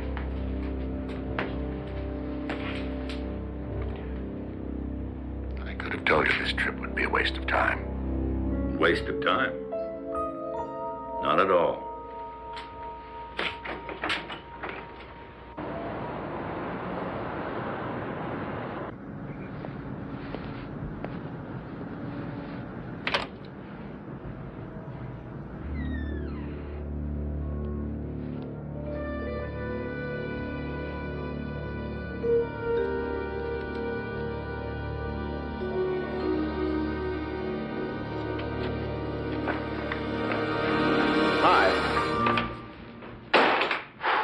Sorry. Is there something I can do for you? Well, that depends. On what? Who you are. Pete Sutton. I'm Luke Dixon's partner. Who are you? Paul Drake. I didn't know he had a partner. I got another surprise for you. Luke, he took a cab. He's dead. Fini. I know. I'm investigating his murder. Cop? I work for a defense attorney. Wants to know who hired Dixon to dig up Laura Robertson's past. Well, don't look at me. I'm trying to see if Luke squirreled away some money. Get my half before his ex-wife grabs it. Don't spend much time in the office, do you? Why do you say that? You're tan. You spend a serious amount of time in the sun, don't you? Hey, that's very good. Hey, you're a trained observer. That's all right. I do a lot of surveillance. I'm the outside man.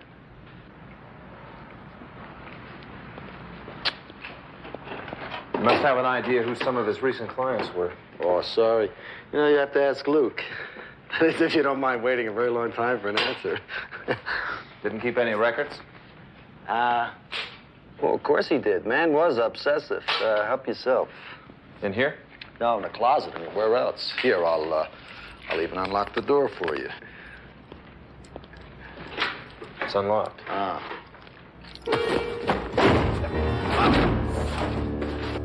Hey! Hey! Let me out of here!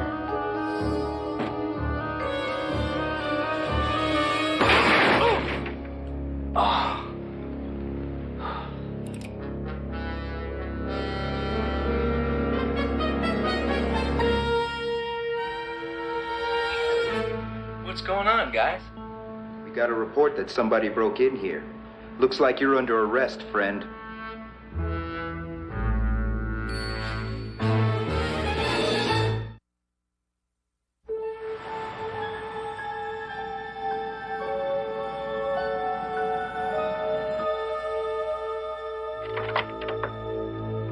Hello, Della. Hello. I think Perry's expecting me. Yes, he is. Sit down, won't you? Can I get you anything? No, thanks, sir. Is Perry here? Oh, he'll be back any minute. Laura, I'm very sorry for what's happened. Thank you. We'll survive somehow. I've always admired you for your strength. Oh, I'm a professional survivor, Della. It's what I do. What about you? How have you been? Fine. Just fine. Steadfast and loyal as always. That's what I do. Ever marry? No? I've always wanted to ask you, but never had the nerve and the bad manners at the same time. What about you and Perry? I mean... All right. Perry and I have... Good. I see you two are getting reacquainted. Right. Laura, it was nice seeing you. If you'll excuse me, I have to go out for a while. Where? Oh, I'm going to buy some supplies. You just bought supplies. Right.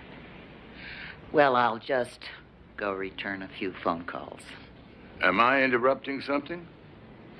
No. No?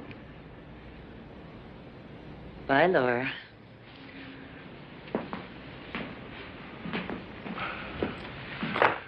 Laura, you said 7 years ago when you had your breakdown, people were told you'd gone away on vacation. Who knew what really happened? Let's see. Emmett, of course. Emmett Michaels. You remember him. Still your doctor? Oh, he's still a good friend. Who else?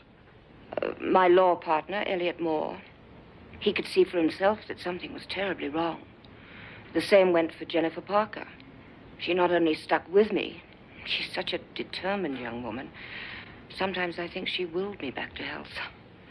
And, of course, my assistant, Audrey Pratt. Besides Glenn, that's all. You're certain of that? Yes. I'm going to need all the information you can give me on those 4 people. Why? Because one of them could have hired Dixon to steal your medical records in order to ruin your career. And one of them could have killed Dixon when he tried to blackmail you on his own. Oh, Perry, you're wrong. Those are my friends. It's entirely possible that one of them is not a friend at all. Excuse me. Perry, Paul's on the phone. He sounds strange. Excuse me. I ran out of change or I'd use the machine down the hall. Do you think it's possible I could have a cup of coffee? Sure.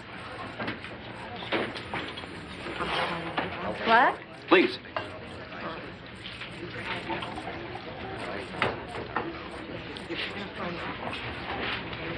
And who do you work for? Lieutenant McNabb. Lieutenant McNabb. I'm a PI working on the Robertson case. Oh, that's nice. I haven't had an opportunity to meet the officer in charge yet, but they're usually very defensive about a PI on a case. But I have nothing against cops. They do the best they can. You're free to go, Paul. Hello, Sergeant. Mr. Mason. Sergeant. Come on, Don Juan. Oh, do the best you can. The guy searching Dixon's office did the breaking and entering, not me. Any idea who he was? Definitely not his partner, and probably not Pete Sutton either. At least I couldn't find a Pete Sutton in the phone book. I'd like to know what he was doing in that office. You wouldn't believe how much that looked like Linda. Who's Linda? Girl I used to date here. I'm sorry, what were you saying? I said I'd like to know what he was doing in that office. Oh, my pleasure. Matter of fact, I'll get on that right now. Oh, Paul. I really don't need any more clients. Just watch yourself.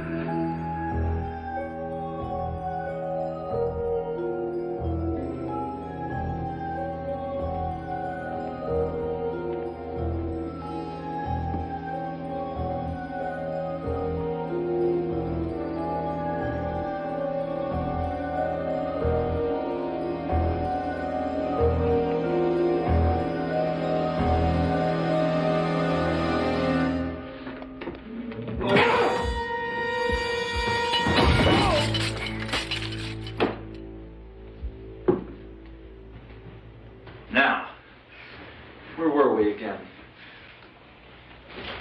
That hurt! Well, you're a real crime stopper, aren't you? Okay, so I'm sorry, you know? I saw those cops coming and I freaked. You're not Dixon's partner. You're not a PI. You want to tell me who you are? My name's Wheeler, Sid Wheeler. Big Sid Wheeler. So, Sid, you break into Dixon's office. Now you break into his house. What is this, a chronic condition with you, breaking and entering? I'm a desperate man, Paul. Dixon had something that I must find. Like what? Pictures. Pictures? It's my wife. I thought she was stepping out on me, so I hired Dixon to follow her. Turns out I was right. And he got pictures, in color. Boy, did he get pictures. Didn't he turn them over to you? He gave me a couple of samples. Said he'd keep the rest until I paid my fee. Which he suddenly doubled, that little creep. What makes you think they're here? Maybe they're not. They gotta be someplace. They weren't at the office. I don't know, it's just a process of elimination. He didn't take them with him, that's for sure. Well, Big Sid, I gotta go. But good luck. Thanks. Oh, by the way, the guy your wife was running around with, friend of yours? Who said it was a guy? Huh. Huh.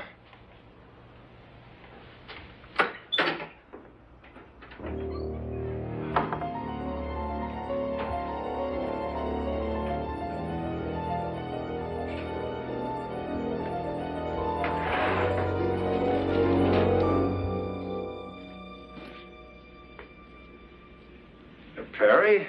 Hello, Emmett. Didn't get a chance to say hello at the arraignment. What can I do for you? I need some answers. Anything to help? I understand Laura was under your care at the time of her breakdown 7 years ago. Yes. What was your diagnosis? Well, in general, she was acutely depressed. So much so that she simply could no longer function. Now, whether chemical imbalances were a cause of the depression or a result of it, nevertheless, they were there. Once they were brought back into balance via the proper treatment, she was cured. I understand you were instrumental in keeping this episode a secret. Well, I led certain people to believe one or two things that weren't quite true concerning her health, yes. Where were you when Luke Dixon was murdered? You surely don't think that I had to ask. You don't have to answer. At home. Probably reading. Undoubtedly alone. You should have married, Emmett. You'd have had a better alibi.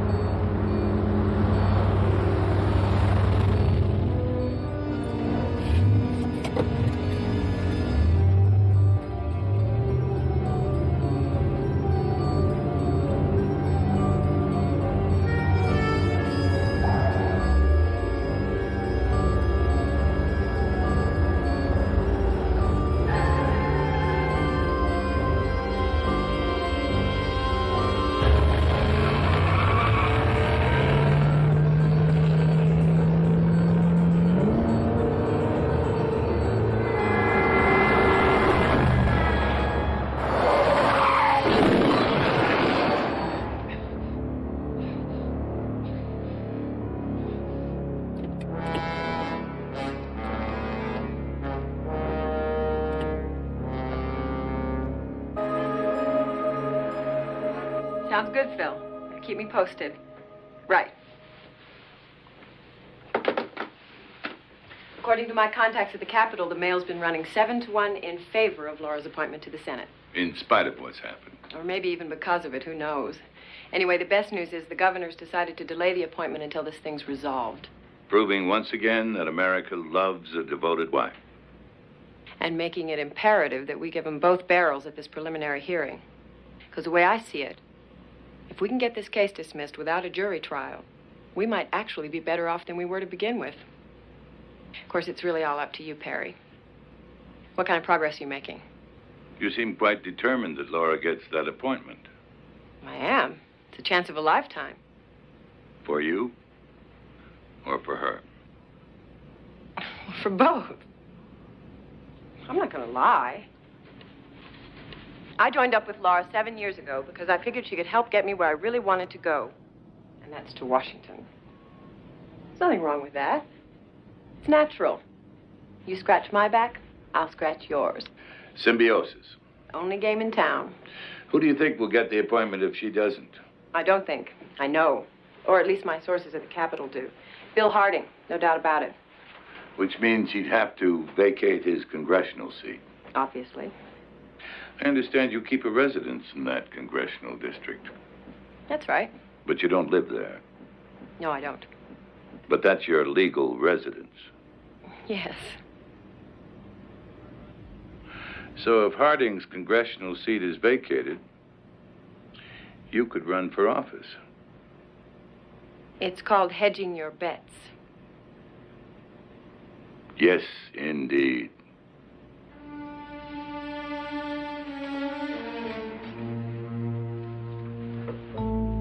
Perry, you have a phone call. Sergeant Austin calling on behalf of a Mr. Drake.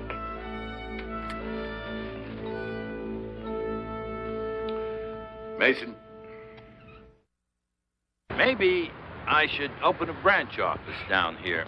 Oh, it's not going to happen again. Especially if I get my hands on that guy. Still have no idea who he is? Well, he's not a Pete Sutton, and he's not a Sid Wheeler either. I checked the license number. The plates were stolen. You're dealing with a pro. Yeah, well, so's he.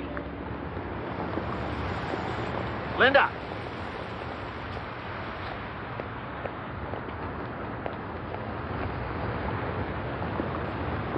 For a second there, I thought... Good thing that wasn't her. You forgot to hide. You know what? I've been thinking. It's been 3 years. She wouldn't carry a grudge that long, would she?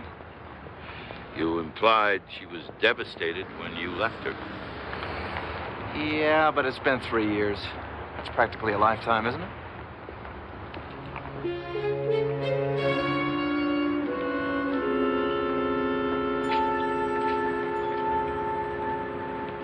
Mr. Mason. Thanks for coming down here to meet me. I appreciate your taking the time to talk to me, Mr. Moore. I'm sure you're very busy. Yes, well, first things first. How can I help you? I understand you've been with the firm for some time. 26 years. Tom Robertson, that's Glenn's father, founded the firm. I was one of the first people he brought aboard. So you worked your way to the top. Tom made me a senior partner 12 years ago.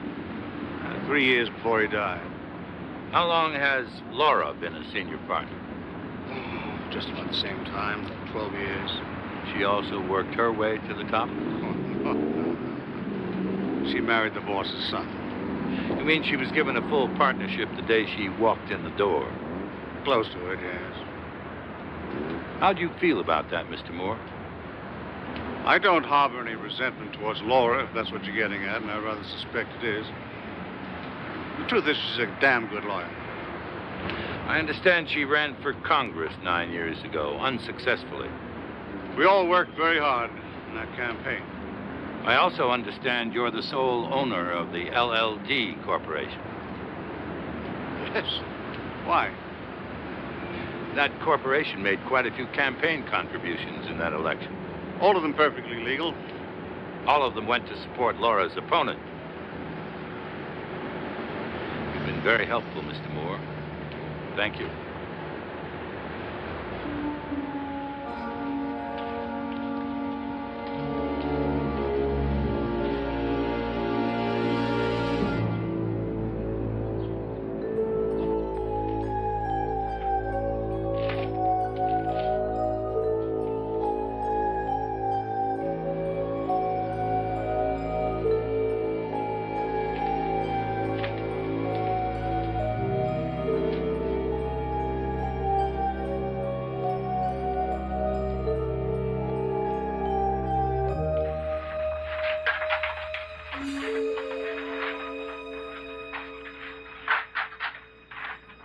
So what you're hearing now is Pete Sutton or Sid Wheeler or whatever he's calling himself these days trashing the guy's house after I left. You think he was looking for the key?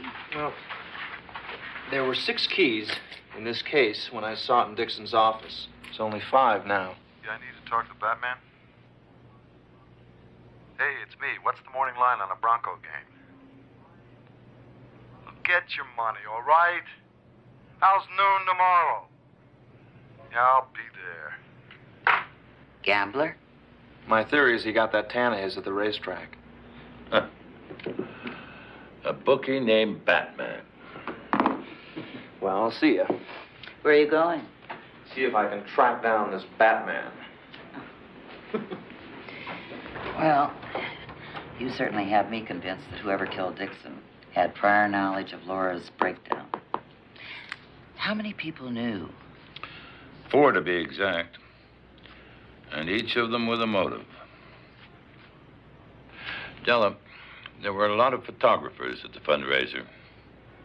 See if you can round up some pictures. I'd like to know exactly who was there and when. All right.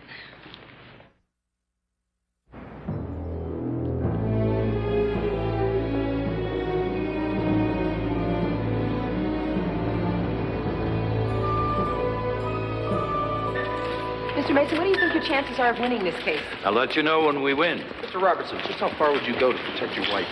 I've never even socked a reporter. Mrs. Robertson, what do you think your chances are of winning the Senate seat? As I said before, my only concern is to prove my husband's innocence. Excuse us. Look, I'd like to help you, but I'm due in court. Just tell me where I can find Batman. Come again? You know, this guy calls himself Batman. He's a bookie. Where can I find him? Try Gotham City. Look, Sergeant Austin, think of me as a lowly PI groveling in the dirt for tiny bits of information. And then think of yourself in this exalted position at the police department with access to all kinds of information. Couldn't you, out of the goodness of your heart, throw me some small, tiny tidbit? You need help. That's the point. All right, try Mitchum's Bar and Grill. Thank you. Sure. You have a very nice smile. Sergeant Austin, did the medical examiner arrive at a cause of death? Yes, sir, he did. Please tell the court his finding. A deep wound at the temple indicated the decedent fell and hit his head on the corner of the dresser, causing his death. Were there any signs in the room of a prior struggle?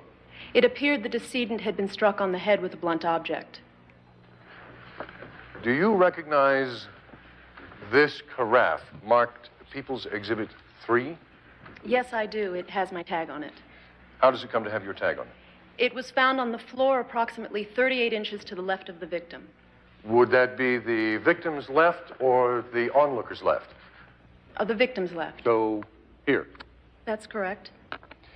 It has been stipulated by counsel that People's Exhibit 3 was in fact the so-called blunt object used to strike the victim. Were fingerprints found on this carafe? Yes, the defendant's. I show you now People's Exhibit 9 and ask you to identify it. This is the customized cigarette case which was found on the floor of the victim's motel room, directly beneath the front window. Directly beneath the front window would be here. That's right. Were you able to identify the owner of this cigarette case? Yes, sir. It has the initials GR on the front, and we traced it to Mitchell's Sterling shop here in town. Your Honor, we offer as Exhibit 10 this sales receipt issued to Glenn Robertson by Mitchell Sterling, reflecting the sale of one cigarette case engraved with the initials GR on the front. Mr. Mason?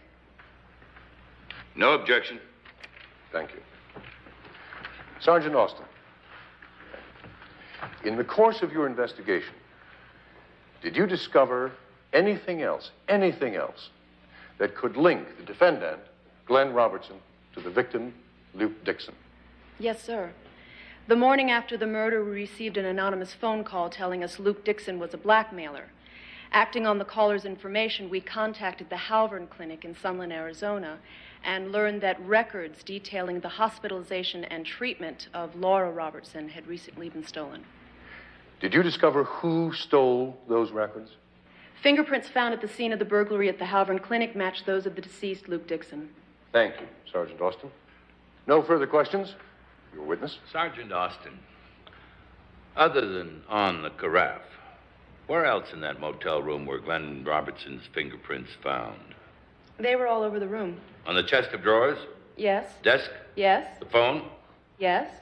Were anyone else's fingerprints found on the phone? No, just his. Doesn't that strike you as rather unusual? No. No. A motel room phone gets a good deal of use. Yet on that particular phone, only one set of fingerprints were found. Now, what does that suggest to you? That somebody cleaned it. A maid? Or someone else? Someone who was in that room ahead of Glenn Robertson, someone who wiped the phone clean to make sure no one would know who the killer was. Objection, Your Honor. Calls for speculation on the part of the witness. Sustained. Let's go back to the murder weapon, Sergeant. How many sets of prints were on the carafe? Just one. Dixon's? No, Glenn Robertson's. Then it, too, had been wiped clean? Objection. Speculation. Sorry, Your Honor. No further questions. You may step down. Mr. Eston, you may call your next witness. Thank you, Your Honor. The people call Mr. Robert Lane to the stand. Were you working at the Pioneer Motel the evening that Luke Dixon was killed, Mr. Lane? I sure was. On that evening at around 10:30, did you see anyone arrive at the motel? Yes. That person right there. Let the record show that the witness has identified the defendant, Glenn Robertson, as the person he saw that night at the motel. Did you happen to notice where he went, Mr. Lane? To room 3. Room 3. You're certain? From the front desk, I have a clear view of everything. And I've got a hell of a memory. That being the case, Mr. Lane, did you see anyone else go into room 3 that evening? No, sir. And I was right there at the front desk from 8 o'clock on. No one else went near that room. Thank you. Your witness. Mr. Lane, on the night of the murder, your shift at the motel began at 8 in the evening and ended at 8 in the morning, did it not? Yes, it did. 12 hours. How do you usually pass the time? Watch TV. Sometimes read. Is it possible someone could slip by you unseen while you're engrossed in one of these activities? I can see things out of the corner of my eye that most people can't see looking straight on. My boss will tell you. He did. He also said you're quite a football fan. Oh, you better believe it. I never miss a Bronco game. I understand the game they played recently against the 49ers was pretty exciting. Oh, yeah. Especially the last quarter. Oh? Why was that? Your Honor, I object. What possible relevance can a discussion of a football game have to this case? I intend to show relevance, Your Honor. I beg the court to bear with me just a moment or two longer. Very well. Proceed. What happened in the last quarter of that game, Mr. Lane? I'm sure you remember. Oh, yeah. Okay. Score's tied with 2 minutes to go. 49ers have the ball on their own 48. Montana drops back. It's a draw play. Bam! Stop the line of scrimmage. No gain. Second down. Montana takes a snap, drops back again. Broncos rush. Crowd's going berserk. Montana hits a screen pass. Bam! Out of bounds on our 44. It's 3rd and short. They rush. We hold. Out comes the field goal unit from the 50. Bam! From the 50-yard line, he hits it. 49ers are up by 3. Your Honor. Quickly, Mr. Lane. Tell us about the last minute. Okay. There's 32 seconds to go. 49ers have the ball again on our 46. It's 2nd and 7, and they're killing the clock. Fans are heading for the exits. TV announcers thanking all his engineers. Montana runs a simple off-tackle rush. Bam, there's a fumble. It's a huge pileup. One by one, the referee pulls off the players. There's a Bronco at the bottom. Bam, Broncos ball. And Mr. John Elway leads his team out onto the field. It's 1st and 10, 27 seconds to go. Bam, Elway hits it down and out on their 48. Stops the clock with 22 seconds to go. 2nd and 4, Elway takes the snap. Drops back, 2 49ers bust through. Elway scrambles. Bam, he hits a fly pattern on the 20. There's one 49er between our guy and the game. Their guy dives, our guy cuts. Bam, TD, Broncos win. It was awesome.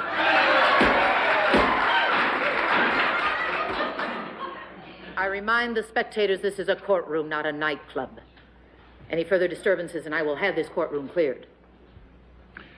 Yes, Mr. Lane, it certainly was awesome. You, watched the game on TV? Most of it, yes. At work? Yes, I think I was at work. Do you recall what night that was, Mr. Lane? I can't write off, no.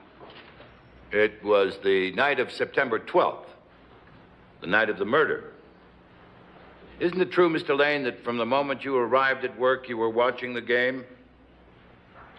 Well, yes. Isn't it true the game ended at 10:30? And it was at that time you saw Glenn Robertson arrive at the motel? Yes. Isn't it also true any number of people could have gotten into that room without your seeing them while you were watching the game? Yes, I suppose so, but... Thank you, Mr. Lane. No further questions. You may step down. Call your next witness. Your Honor, the prosecution rests. Court will recess until 2:30 this afternoon.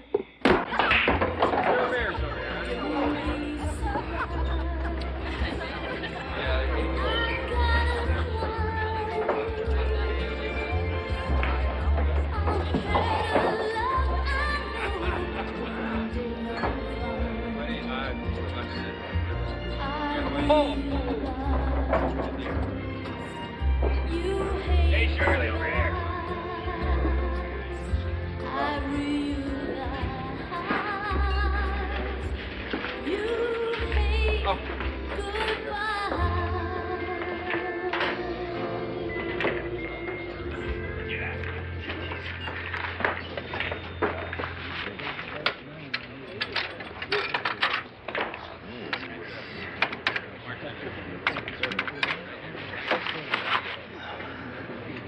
It's me, Pete Dixon. Meet me at the Crestmore Savings and Loan at 4 o'clock this afternoon. We'll wrap things up. No, but I will. Right. That call have anything to do with the Robertson case? I think we should talk, Mr. Dixon. You by any chance Luke Dixon's brother? Oh, it wasn't by chance. My parents, they worked hard to have me. Now, this is aside.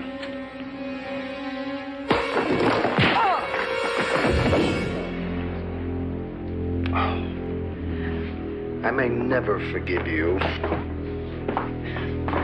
I swear.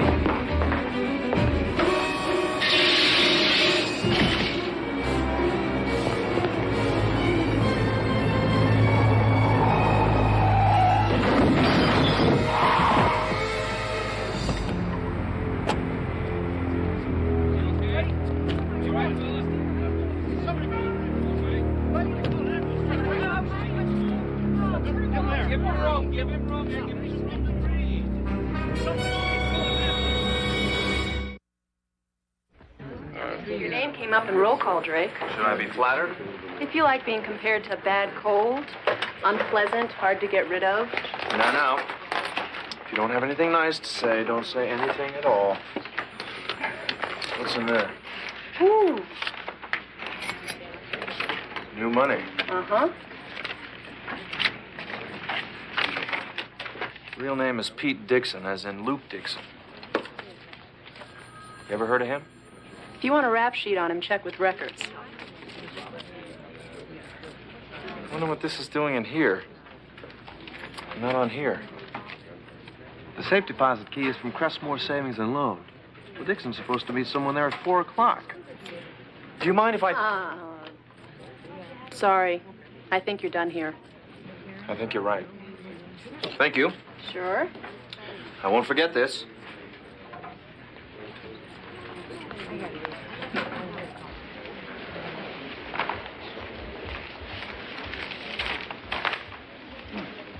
Here are the photos I've come up with so far from the fundraiser. Let me see them. There isn't time. Perry. What do you want them for? Well, I don't know yet. I checked out Pete Dixon. He's done time for forgery, fraud, and grand theft auto. He must have had some angle on this case, knew who Luke Dixon was working for. Thought perhaps he could get some money out of it. How is he? He's still unconscious. We could keep that appointment for him, unless he comes to. Tell us who he was going to meet. Thank you. Bad news? That's a good question. All rise. Court is reconvened. Be seated. Mr. Mason, you may call your first witness. I call Dr. Emmett Michaels to the stand. Dr. Michaels, you were Laura Robertson's doctor at the time of her breakdown 7 years ago. Is that correct? Yes. Now, exactly what was her condition? Well, she was suffering from a psychosis known as manic depression. In layman's terms, she was on an emotional roller coaster over which she had no control. Fortunately, as most cases nowadays, she responded well and quickly to the treatment. Your treatment? Yes, my treatment. And what did your treatment consist of, Dr. Michaels? Well, mostly just regular doses of an antidepressant, trimipramine, I believe. And shock treatment? Yes, there was some electroconvulsive therapy, yes. That therapy is very controversial, is it not? And wasn't it controversial 7 years ago as well? It was effective 7 years ago, and the diagnosis I had made in Laura's case warranted it. I don't suppose you could give us the name of the medical authority who concurs with your diagnosis. Yes, I could. Dr. Arlington agrees with me. Who is Dr. Arlington? He's a psychiatrist, Mr. Mason. Probably one of the most famous England ever produced. We're not above a little edification, Doctor. Tell us more. 10 years ago, he published a book called Arlington on Manic Depressives. Is Arlington on manic depressives considered definitive? Yes, it's the definitive book on the subject. And in that book, he agrees with your diagnosis. Completely. Thank you. Could you show us where Dr. Arlington agrees with you?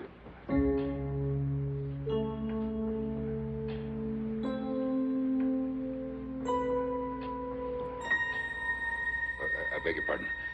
That is a copy of Arlington on Manic Depressives, identical to the one I saw in your office. Please show the court where in that book Dr. Arlington agrees with you. Now? Yes, now. Show us, please. Well, I can't do that now. As you can see, that's a very thick book. I don't want to take up the court's time at searching through them.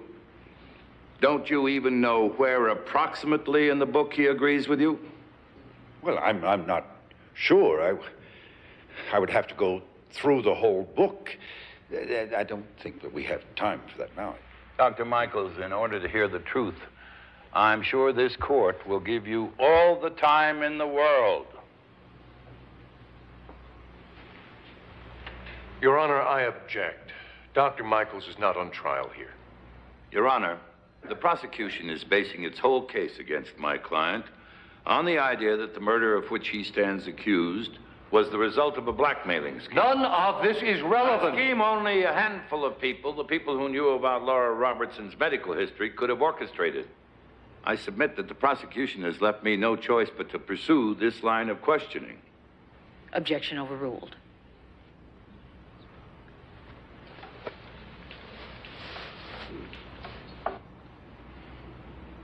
The court is still waiting for you to show us where in that book Dr. Arlington agrees with you.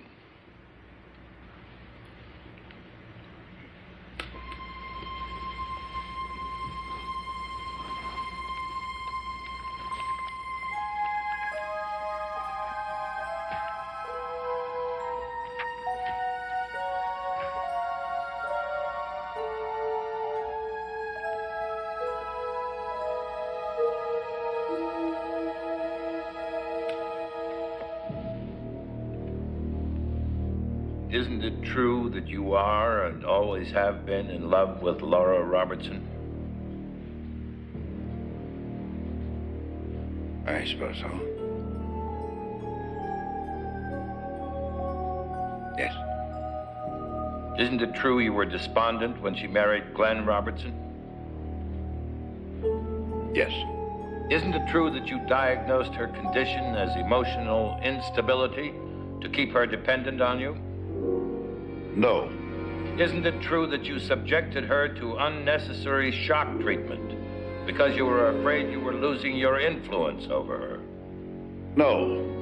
Isn't it true you knew if this treatment ever became public, it would ruin her career? I prescribed it because it was consistent with my diagnosis. A diagnosis based on your need to manipulate and control the woman you couldn't have.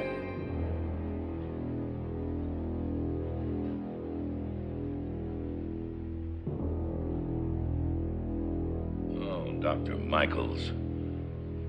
How could you say you love her? You don't even know the meaning of the word.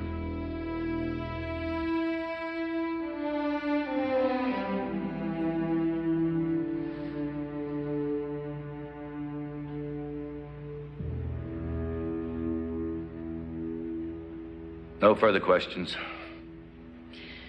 You may step down. This court will adjourn until 9 a.m. tomorrow. All right.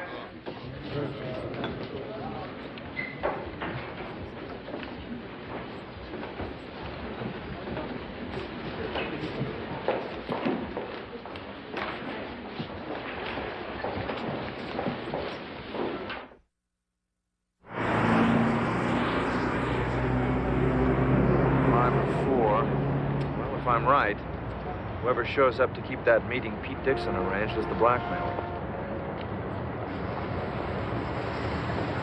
Linda. Paul? Linda. Paul.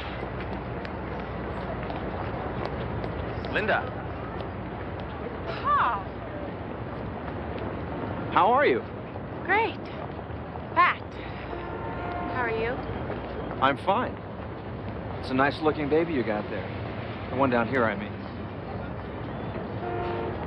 Thanks. Well, you look like you're doing okay. I am. I'm doing pretty good myself. I'm in town on business for a few days.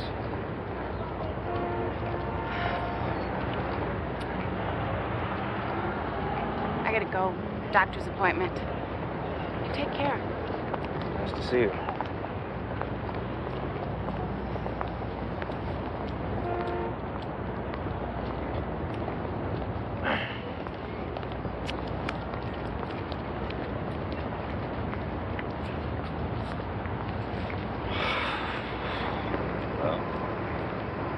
Well, I guess she managed to get over me. I guess she did.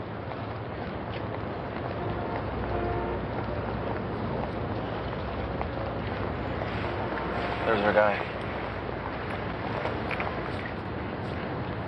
If you're waiting for Pete Dixon, he's not coming, Mr. Moore. What are you talking about? You paid his brother a lot of money to steal Laura Robertson's medical file. I did no such thing. Why were you going to expose Laura's medical history? You can answer in court if necessary. Well, Laura just waltzed into a job that I worked a lifetime to get. I was determined to stop this appointment. That's why I hired Luke, but he crossed me up. So you killed him? No. I never stepped foot in that motel room. Where were you the night of the murder? At a testimonial dinner. Mr. Moore, it would have been very easy to slip out during the after-dinner speech and slip back in again unnoticed. Yes. But how easy is it when you're sitting on a dais, Mr. Mason? Giving the after-dinner speech with 100 witnesses.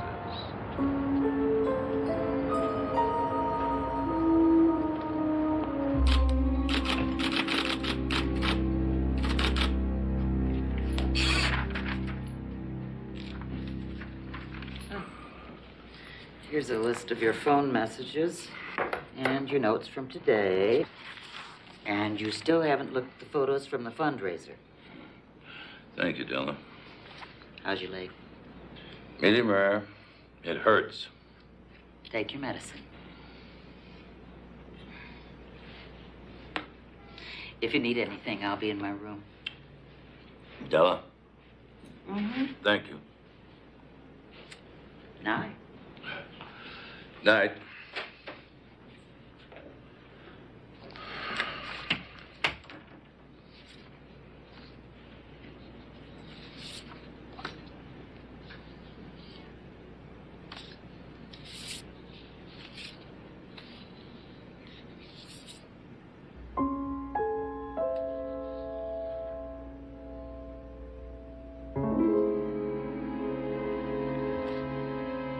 Dear God.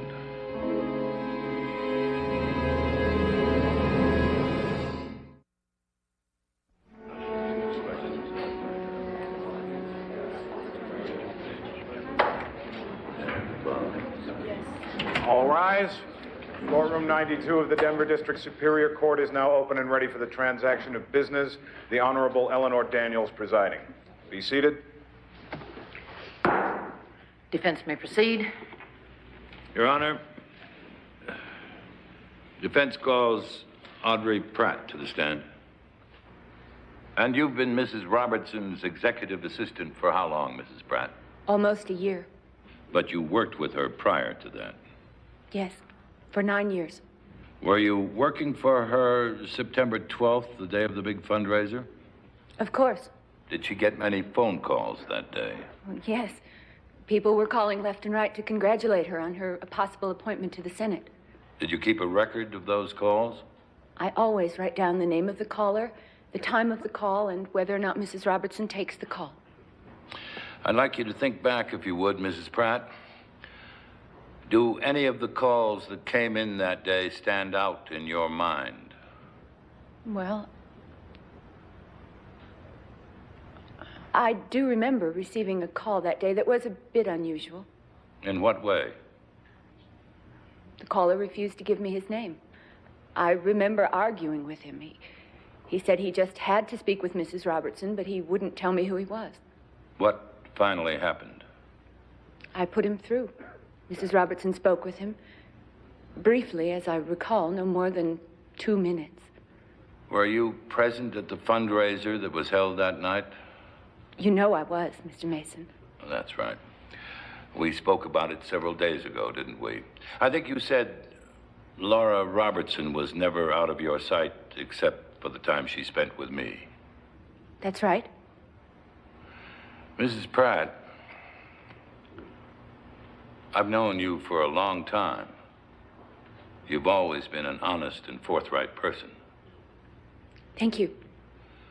I'm sure that you wouldn't knowingly commit perjury while under oath, would you? Of course not. Did Mrs. Robertson leave the hotel at any time that evening? I don't know. Perhaps.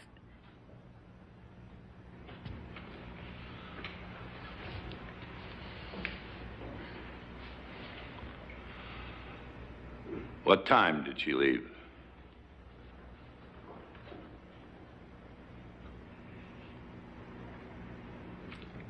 She left at 9:45. She told me that she was going to have a private meeting with some backers and that I should cover for her. But she didn't come back, did she? At least not right away. No. Do you remember what time she returned? Around 10:30. Thank you, Mrs. Pratt. That'll be all.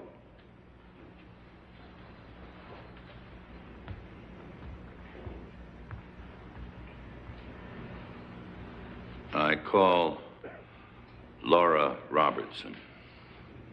Mrs. Robertson, as you know, you cannot be forced to testify against your husband. Yes, I know. I show you this photograph, Mrs. Robertson, and ask if you can identify it and tell us when and where it was taken. That's my associate, Jennifer Parker, and me. It was taken at the fundraiser on the evening of September 12th. Was the photograph taken before you left the party? I don't know.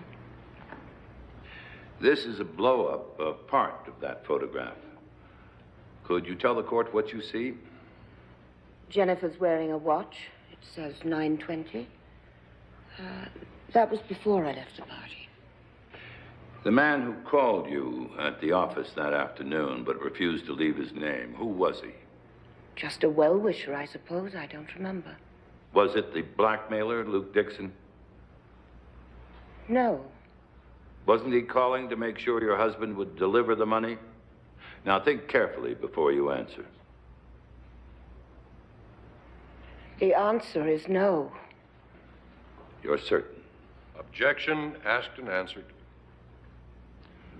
Please, Laura, don't make this more difficult. Would counsel kindly speak up so that the court can hear his examination? Isn't it true that you left the fundraiser to go to the Pioneer Motel where you had a violent argument with Luke Dixon and accidentally killed him? Objection, Your Honor. Counsel is using this witness not to elicit testimony, but to engage in pure speculation. It isn't speculation, Your Honor. I can prove that Laura Robertson was at that motel. Then by all means, proceed. You smoke, Mrs. Robertson? Occasionally.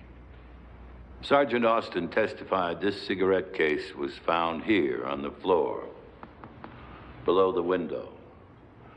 But Mr. Robertson says when he tripped, things fell out of his pocket, over here, near the foot of the bed, across the room. You see, Glenn Robertson just assumed that this cigarette case was in his pocket when he tripped and fell that night. But it wasn't, was it? You had it. No, Look at this photograph. The photograph you identified as having been taken at the fundraiser. There you are with Jennifer Parker. Her watch says 9:20. What is that in your right hand, Mrs. Robertson? What is that?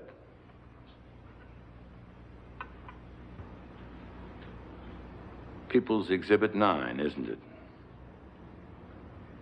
It's this cigarette case, isn't it?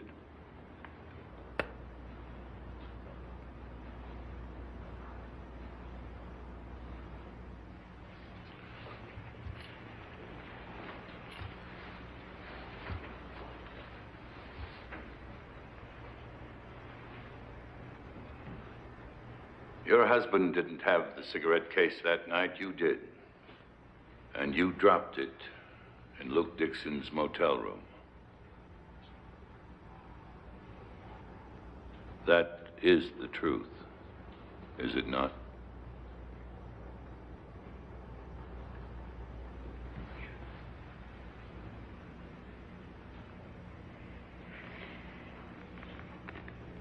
When Luke Dixon called my office, I found out that Glenn was going to pay him the blackmail. I decided to go to the motel before he arrived and try to get the file from Dixon. Your husband did not know that you were going? No. What happened when you arrived in Luke Dixon's room? He was surprised to see me. I tried to convince him to give me the file, but when he thought he wouldn't get paid, he became ugly. I tried to take the file from him.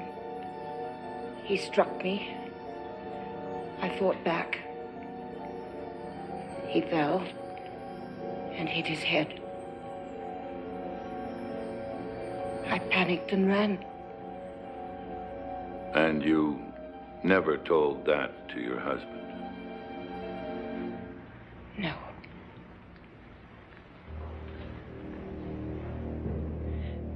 I allowed my husband, who has never given me anything but love and support, to stand trial.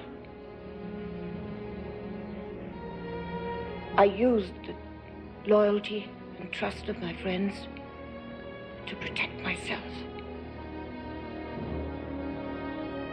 I succumbed to a consuming ambition and let it destroy everything that I value.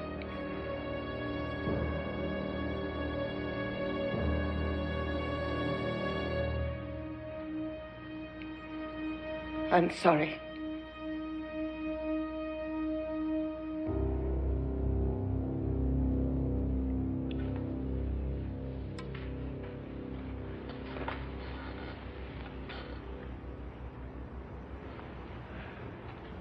Your Honor, in view of these developments, I move that the people's case against Glenn Robertson be dismissed. Mr. Reston? State concurs.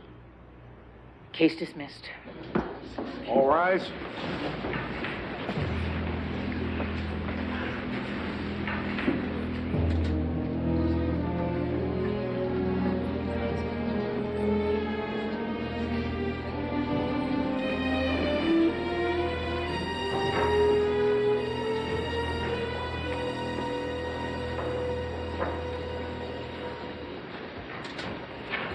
How could you do that to Laura?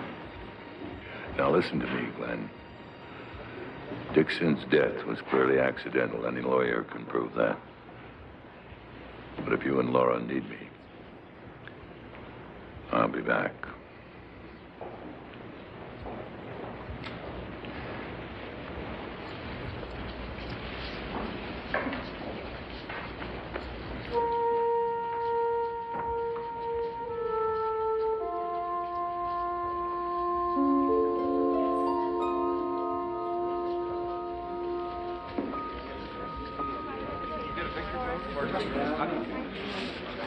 I realize it's an awkward time for me to ask, but I'd love to buy you dinner before I leave the city. I'd like that. Thank you, Sergeant. Call me Linda.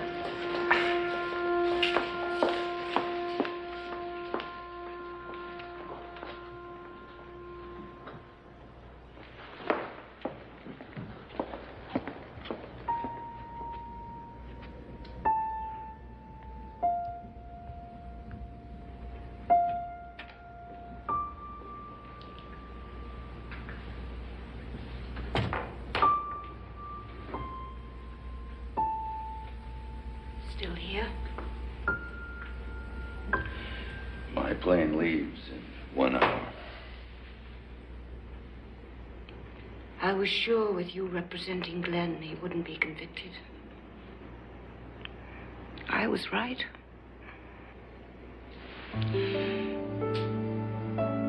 I didn't want things to turn out this way. I know.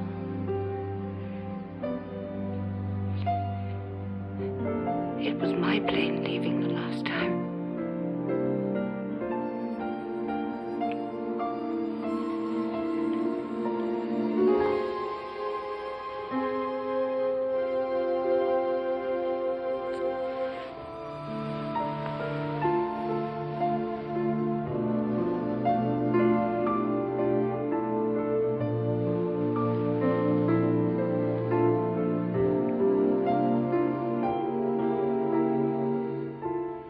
Goodbye, Laura.